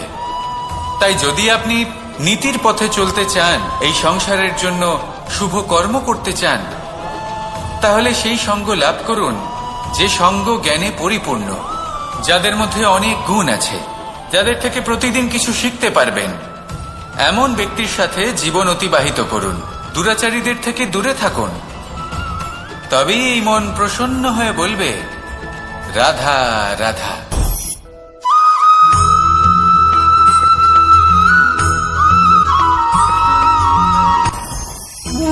ভোজন। এবার ভোজন সংগ্রহ করার জন্য মানুষ কি না করেন, সবসময় চেষ্টা করতে থাকেন। ফসল উৎপাদনের জন্য অনেক পরিশ্রম করতে থাকেন, কিন্তু অনেক সময় অনেক পরিশ্রম করার পরেও ফসল ভালো উৎপাদন হয় না। এর কারণ কি? কারণ হলো এটাই যে আপনি পরিশ্রম হয়তো অনেক করেছেন, কিন্তু আপনার নজর তো সেই বীজের দিকে ছিলই না যা আপনি রোপণ করেছেন। সেই জন্য সবসময় কোনো বীজ রোপণ করার আগে তাকে পরখ করে দেখুন। তা অত্যন্ত আবশ্যক। আর সেইভাবেই যখনই কোনো কর্মের প্রশ্ন আসে, তাহলে সেখানে শুধুমাত্র পরিশ্রম যথেষ্ট নয়। সেই কাজের প্রতি আপনার কর্তব্য কি, আপনার উদ্দেশ্য কি, সেটা জানা হলো অত্যন্ত গুরুত্বপূর্ণ। তাই কর্ম করুন, কিন্তু সেই কর্মের প্রতি আপনার যা উদ্দেশ্য তার মাহাত্ম্য বুঝতে চেষ্টা করুন। তাহলে আসুন আমার সাথে ভালোবেসে বলুন, রাধা রাধা।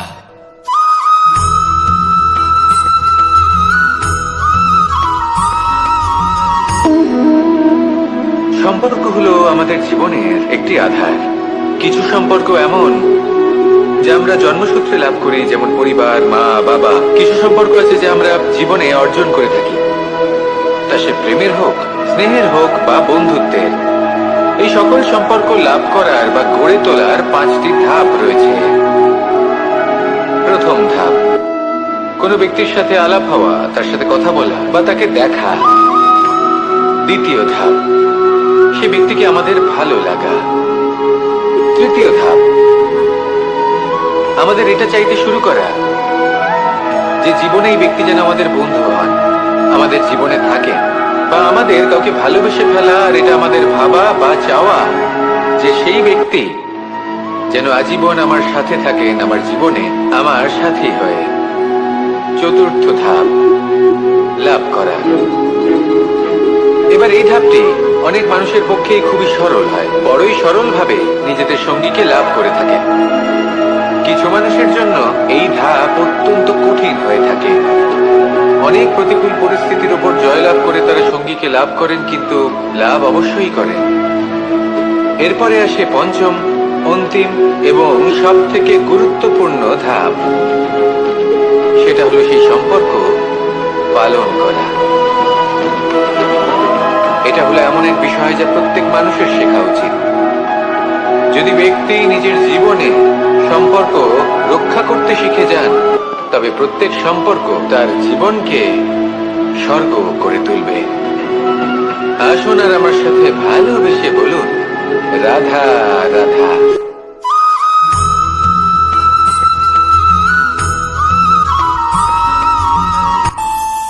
আমাদের মনে যখন কোনো প্রশ্ন ওঠে, কোনো দ্বন্দ্ব জাগে তখন আমরা যাই আমাদের গুরুর কাছে, আমাদের আরাধ্যের কাছে গিয়ে জিজ্ঞেস করি। এইভাবেই একদিন আমি পৌঁছলাম আমার আরাধ্যের কাছে, আমার মহাদেবের কাছে, আর ওনাকে প্রশ্ন করলাম যে মহাদেব, জীবনে আনন্দ পাওয়ার, উৎসব পালনের, প্রেম ভাগ করে নেবার, জীবনকে উপভোগ করে নেওয়ার সর্বশ্রেষ্ঠ সময় কোনটা? মহাদেব হাসলেন আর উনি বললেন, জীবনে উৎসব পালনের সব থেকে শ্রেষ্ঠ দিন হল মৃত্যুর ঠিক আগের দিনটা। প্রেম ভাগ করে নেওয়ার সব থেকে শ্রেষ্ঠ মুহূর্ত হল মৃত্যুর ঠিক আগের মুহূর্ত। জীবনকে উপভোগ করে নেওয়ার সর্বশ্রেষ্ঠ প্রহর হল মৃত্যুর এক প্রহর পূর্বে। তখন আমি চমকে গেলাম। আমি বললাম, কিন্তু মহাদেব, মৃত্যু তো অনিশ্চিত, আমরা জানিও না কবে আমাদের মৃত্যু হবে। মহাদেব আবার হাসলেন। উনি বললেন যে যদি আমরা এভাবে জীবন কাটাই যে আমরা জীবনের প্রত্যেক দিন, প্রত্যেক মুহূর্ত, প্রত্যেক প্রহর শেষ বলে মনে করি, তাহলে আমাদের সমস্ত জীবন আনন্দের সাথেই অতিবাহিত হবে। কি বলেন?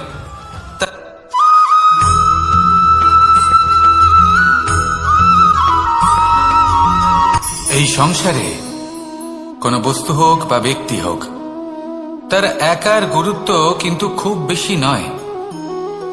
একটা উদাহরণ হিসেবে বৃষ্টির ফোঁটাকে ভেবে দেখুন। যদি একটি বৃষ্টির ফোঁটা হয় তাহলে তার খুব বেশি গুরুত্ব থাকে না, কিন্তু যখন সহস্র বৃষ্টির ফোঁটা মেঘের মধ্যে দিয়ে ঝরে পড়ে, তখন সেটা বর্ষার রূপ ধারণ করে। সেই বর্ষা যা এই প্রকৃতিকে শান্ত করে। সেইভাবেই পাথরের ছোট টুকরো, তার খুব বেশি গুরুত্ব থাকে না, কিন্তু যখন অসংখ্য পাথরের টুকরো একত্রিত হয় তখন তা পর্বতের আকার ধারণ করে। সেইভাবেই কিছু মানুষ যখন একত্রিত হন তখন তৈরি হয় পরিবার, কিছু পরিবার যখন একত্রিত হয় তখন তৈরি হয় সমাজ, যখন অনেক সংখ্যক সমাজ একত্রিত হয় তখন তৈরি হয় রাজ্য। এবার এই রাজ্যের সব থেকে গুরুত্বপূর্ণ ব্যক্তি হতে পারেন রাজা, কিন্তু তাও সেই রাজা একা কিছু করতে পারেন না। যুদ্ধ লড়ার সময় তারও নিজের সৈন্যদলকে প্রয়োজন পড়ে। কিন্তু এই সংসারে এমন একজন ব্যক্তি আছেন যিনি একাই সব কাজ করতে থাকেন, এবং সেই ব্যক্তি হলেন মা। আমাদের জীবনে একজন পিতার ভূমিকা কিন্তু নিঃসন্দেহে অমূল্য, কিন্তু আমাদের সকলের জীবনে যে ভূমিকা একজন মায়ের তা অন্য কারোর থাকে না। একজন মা একাই সন্তানকে বড় করতে পারেন, সংস্কারী করে তুলতে পারেন, তার জন্য পরিশ্রম করেন। আর এত কিছু কাজ করার পরেও তার কাজের জন্য তিনি প্রশংসা অবশ্য পান না। উল্টে যদি সেই সন্তান অনুচিত পথে চালিত হয়, অনুচিত কর্ম করে, তখন সেই মাকেই অপবাদের পাত্র হয়ে উঠতে হয়। আমাদের জীবনে মায়ের যোগদান কতটা সেটা বুঝুন।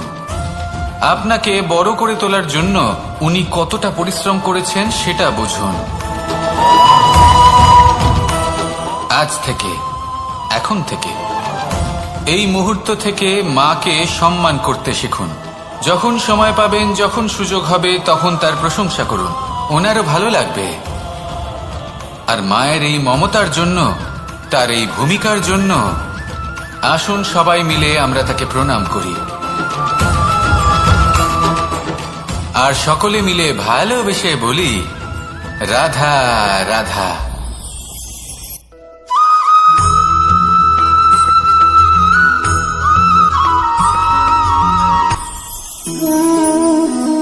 শক্তি এক অত্যন্ত বিচিত্র বস্তু, বা বলতে পারেন অনুভূতি।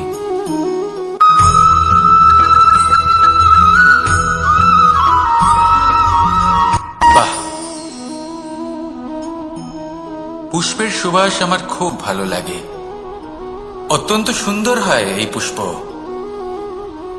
এইভাবে চারিদিকে পুষ্প দেখে মন আনন্দিত হয়ে ওঠে। এবার আপনারা ভেবে দেখুন, আমার চারিদিকে পুষ্প নয়, আগুন আছে, তাহলে কি হবে? আমার শরীর কি জ্বলে যাবে না? অবশ্যই জ্বলবে। শরীরকে কি আগুনের তাপ সহ্য করতে হবে না? অবশ্যই সহ্য করতে হবে। এটাই হলো প্রকৃতির নিয়ম। এই নিয়ম কিন্তু আমরা সবাই জানি, কিন্তু আমাদের মধ্যে বেশিরভাগ মানুষ এই বিভ্রান্তি নিয়ে বাঁচি যে এই যে প্রকৃতির নিয়ম তা আমার ওপর প্রযোজ্য নয়। তা কিন্তু নয়। আমাদের চতুর্দিকে এই যে নিসর্গ রয়েছে, আমরা তার কতটা ক্ষতি করি সেটা একবার ভেবে দেখুন। আমরা বনাঞ্চল জ্বালিয়ে দিই, বায়ু দূষিত করি, জল দূষিত করি, প্রাণীদের হত্যা আমরা করি। কেন? এই নিসর্গ আমরা নষ্ট করি, যদিও আমরা জানি যে আমরাও হলাম এই নিসর্গেরই অংশ। এবার দেখুন, শরীরের কোনো অংশে যদি আগুন ধরান, আস্তে আস্তে সমস্ত শরীরও জ্বলে যাবে। সেইভাবেই নিসর্গ যদি নষ্ট হয়ে যায়, তাহলে মনুষ্য জাতিও নষ্ট হয়ে যাবে। তাই এই যে নিসর্গ আপনি দেখছেন, এই পুষ্প, এই বৃক্ষ, বায়ু, জল, এদের সকলকে রক্ষা করুন, নষ্ট নয়।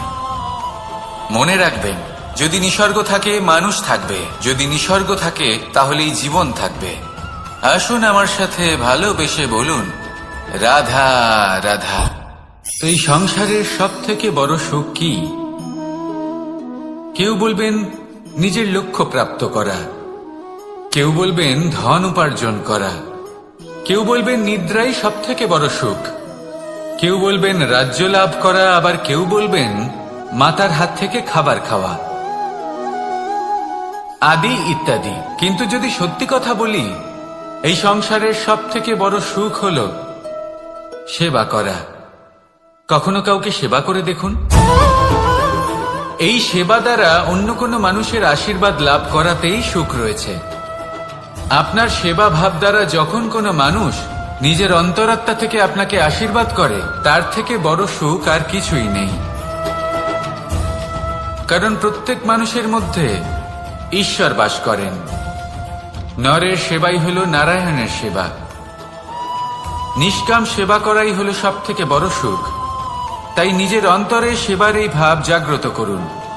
যে সুখের কথা আমি বলছি, সেই সুখ অনুভব করেই দেখুন। এই মন সুপ্রসন্ন হয়ে বলবে, রাধা রাধা। এই সংসারে সবাই বলেন, আমি অর্জুনের মতো হয়ে উঠতে চাই। সবাই চায় যে তারাও যেন অর্জুনের মতো গান্ডীব লাভ করে। তারাও চায় যে তাদেরকেও মহাদেব এসে পশুপতি অস্ত্র দান করবেন। তারাও এটাই চায় মহাভারতের মতো মহাসংগ্রামে বিজয়ী হতে। কিন্তু সবাই ভুলে যান যে অর্জুন যা হতে পেরেছিলেন সবকিছুই অর্জন করেছিলেন। যদি আপনিও অর্জুনের মতো গান্ডীব লাভ করতে চান, তবে আপনাকেও তার মতোই শ্রেষ্ঠ কাঠ নির্বাচন করতে হবে। সেই কর্ম আপনাকেই করতে হবে। তার প্রত্যঞ্চা যাতে তীব্র হয়, তার জন্য আপনাকে সর্বশ্রেষ্ঠ দড়ি খুঁজে বের করতে হবে। আপনার বাণ যাতে ঘাতক হয়, সেই জন্য আপনাকে নতুন নতুন ধাতু খুঁজে বের করতে হবে। সেই শিক্ষা আপনাকে লাভ করতে হবে, তবেই আপনার ইচ্ছে পূর্ণ হবে। অর্জুন হওয়া বড়ই সরল, যদি আপনি কিভাবে অর্জন করতে হয় তা জানেন। শুধুমাত্র স্বপ্ন দেখেন যারা, তারা কখনোই অর্জন করতে পারবেন না। কিন্তু যদি কেউ অজ্ঞাতবাস ভোগ করতে পারে, যদি কেউ লাক্ষাগৃহ থেকে পালিয়ে বাঁচতে পারে, যদি কেউ কঠোর তপস্যা করতে পারে, প্রতীক্ষা করতে পারে এবং পরিশ্রম করতে পারে, তাহলে সে অর্জুন অবশ্যই হয়ে উঠবে। যদি আপনি অর্জুন হয়ে উঠতে চান, তাহলে কর্ম করতে শিখুন। আর আমার সাথে ভালোবেসে বলুন, রাধা রাধা। জীবন থাকলে লক্ষ্য অবশ্যই থাকবে। যদি লক্ষ্য থাকে, তার পথ অবশ্যই থাকবে। যদি পথ থাকে, তাহলে বাধা অবশ্যই থাকবে। আর এর উপরেই নির্ভর করে যে আমরা জীবনে সফল হব না অসফল, পুরস্কারের ভাগীদার হব নাকি তিরস্কারের। মনে করুন, আপনাকে একটা কাজ করতে হবে, আপনাকে পর্বত আরোহণ করতে হবে, আর সেই পথের ঢাল আপনাকে একাধিকবার ফেলে দেবে।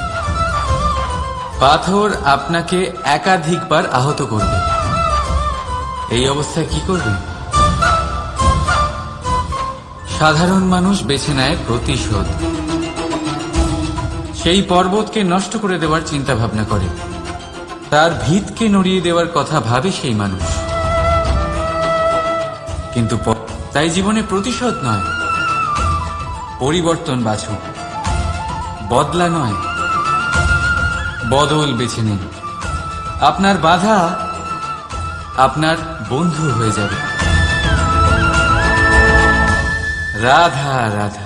সমস্ত মানুষের জীবন কিছুটা সমান হয়। মানুষ জন্মগ্রহণ করে, তারপর চলতে শেখে, জীবনে এগিয়ে চলে, বার্ধক্য লাভ করে, তারপর সমাপ্ত হয়ে যায়।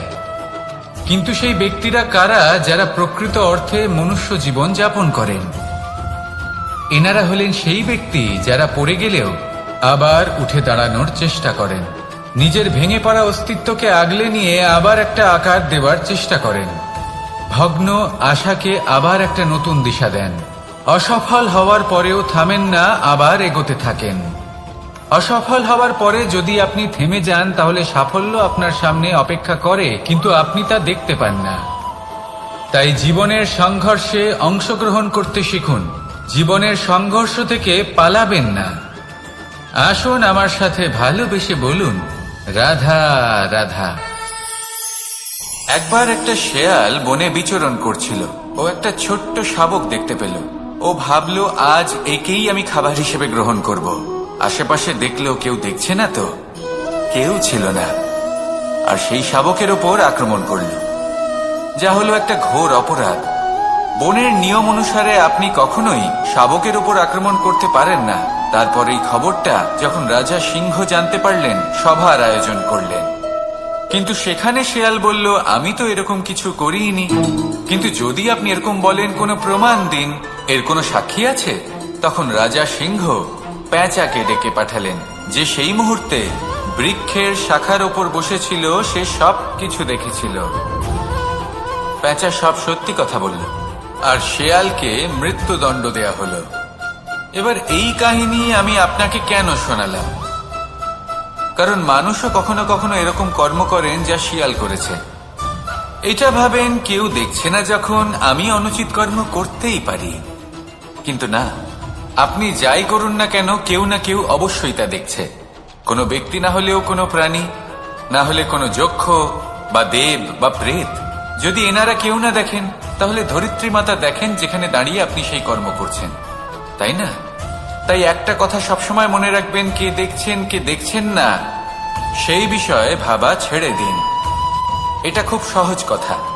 আপনি যদি উচিত কর্ম করেন, উচিত ফল পাবেন। যদি অনুচিত কর্ম করেন, তাহলে আপনি অনুচিত ফল অবশ্যই পাবেন।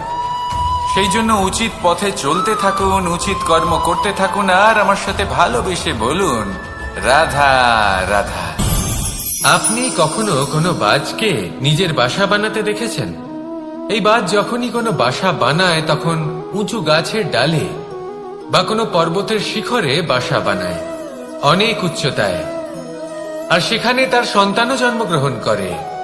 যখন এই সন্তানেরা জন্মায়, তখন এই বাজ খুবই ভালোবেসে এবং খুব সাবধানে এদের পালন পোষণ করে।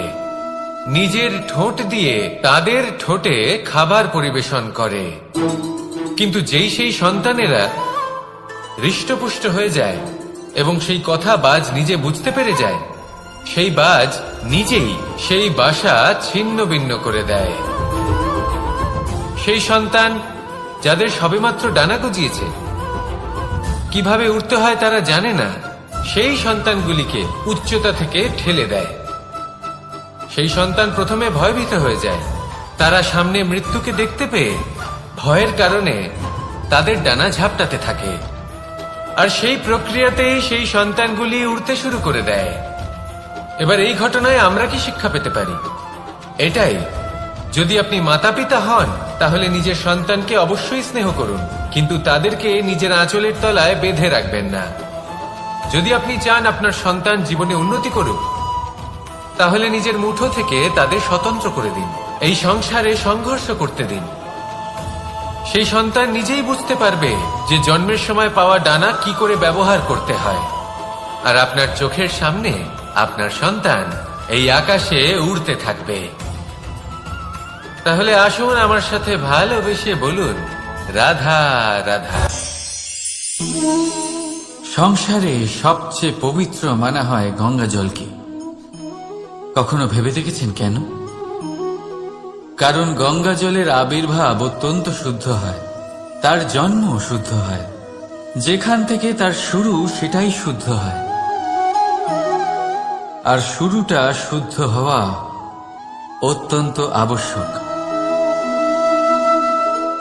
আমাদের জীবনে সবই শুরু হয় আমাদের ভাবনা থেকে। নিজের ভাবনাকে শুদ্ধ রাখুন, কারণ এই ভাবনা থেকেই আবির্ভাব হয় শব্দের। আপনার শব্দ শুদ্ধ রাখুন। আরে এই জীবনে নিজের ভাবনা শুভ রাখলে, শুদ্ধ করলে আপনার মন সুপ্রসন্ন হয়ে বলবে, রাধা রাধা।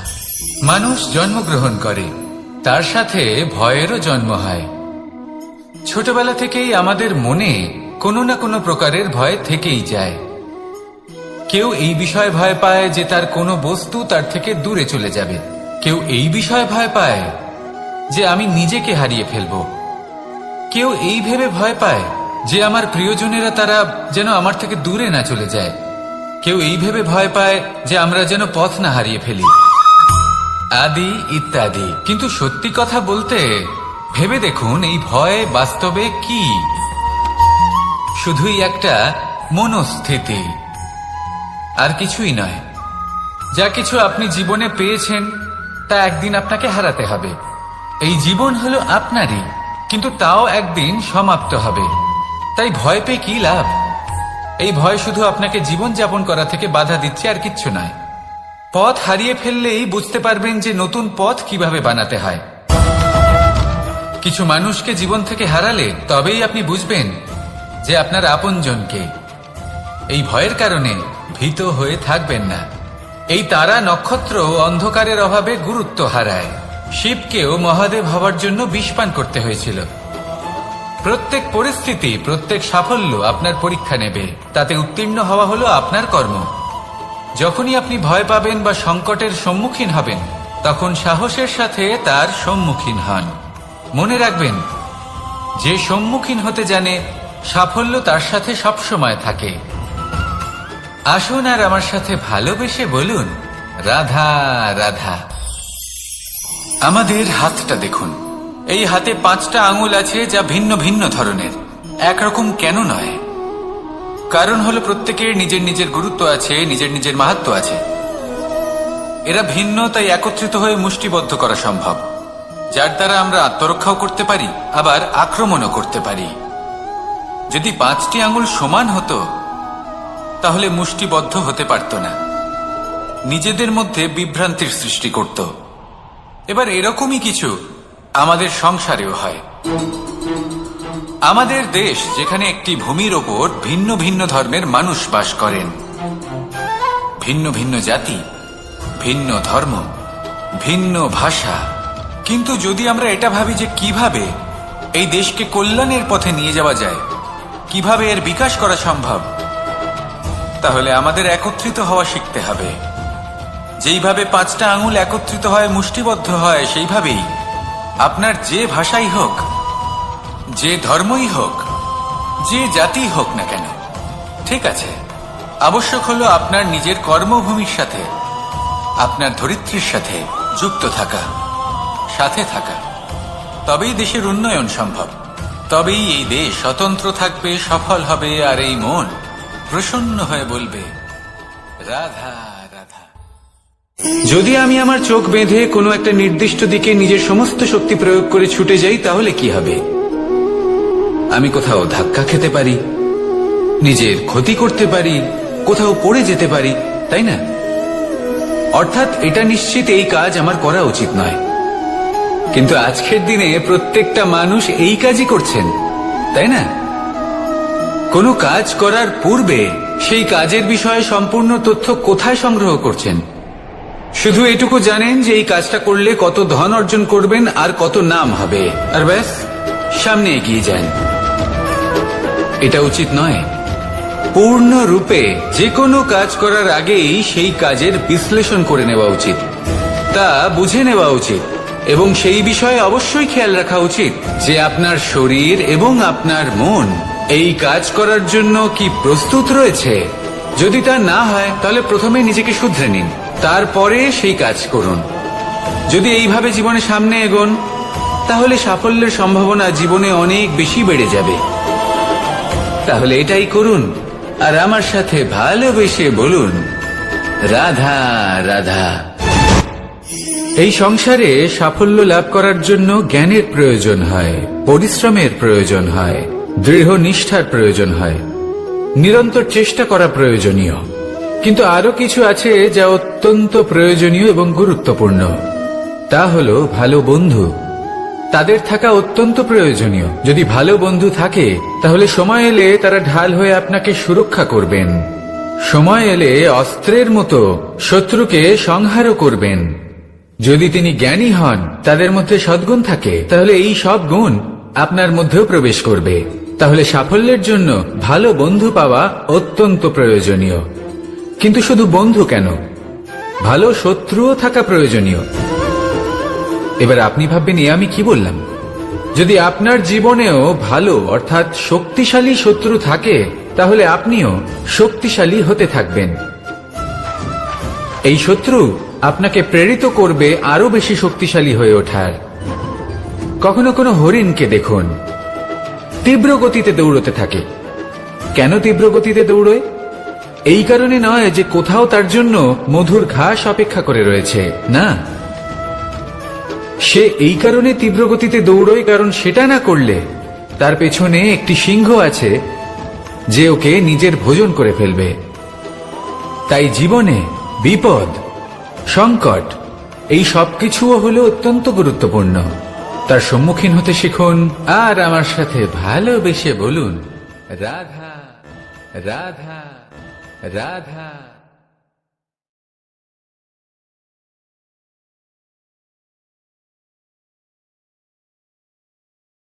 লক্ষ্যে পৌঁছানো অত্যন্ত কঠিন হয়। কেউ ভাবেন যে কেন এত কঠিন হয়, কেন এত কষ্ট করতে হয় লক্ষ্যে পৌঁছানোর জন্য। এই লক্ষ্য সরলভাবে কেন আমার কাছে চলে আসে না? চলুন আপনাকে একটা কথা বলি, যদি আপনার লক্ষ্য কঠিন না হয় তাহলে তাকে পাওয়া আপনার পক্ষে অসম্ভব হয়ে উঠবে। লক্ষ্যে পৌঁছানোর এই রাস্তায় আপনি যে কড়া রোদের সম্মুখীন হন, যার থেকে আপনি দূরে পালাতে চান, সেই রোদ আপনাকে প্রেরণা যোগায় যে আপনি এগোতে থাকুন।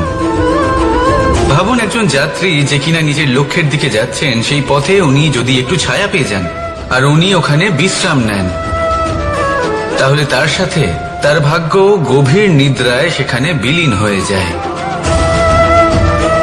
তাই এই পরিশ্রমের কড়া রোদের থেকে কখনো দূরে পালাবেন না।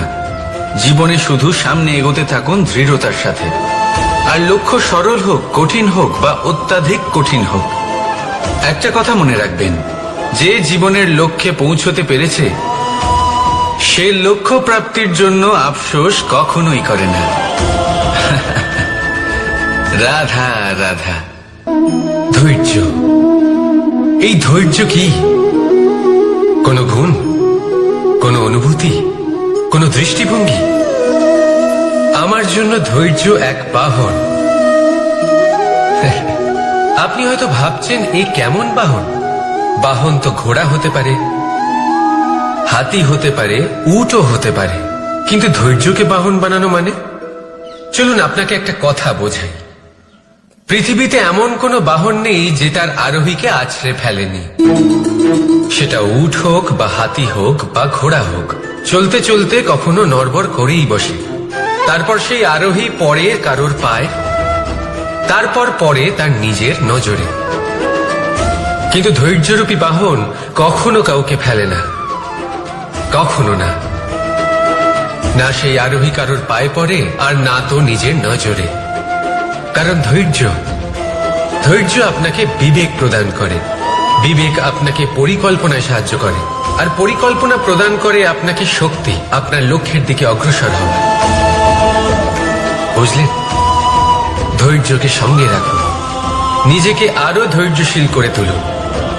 এই ধৈর্যের সাহায্যে আরোহণ করে দেখুন কিভাবে এই বাহন আপনাকে আপনার গন্তব্যে পৌঁছে দেবে। রাধা রাধা।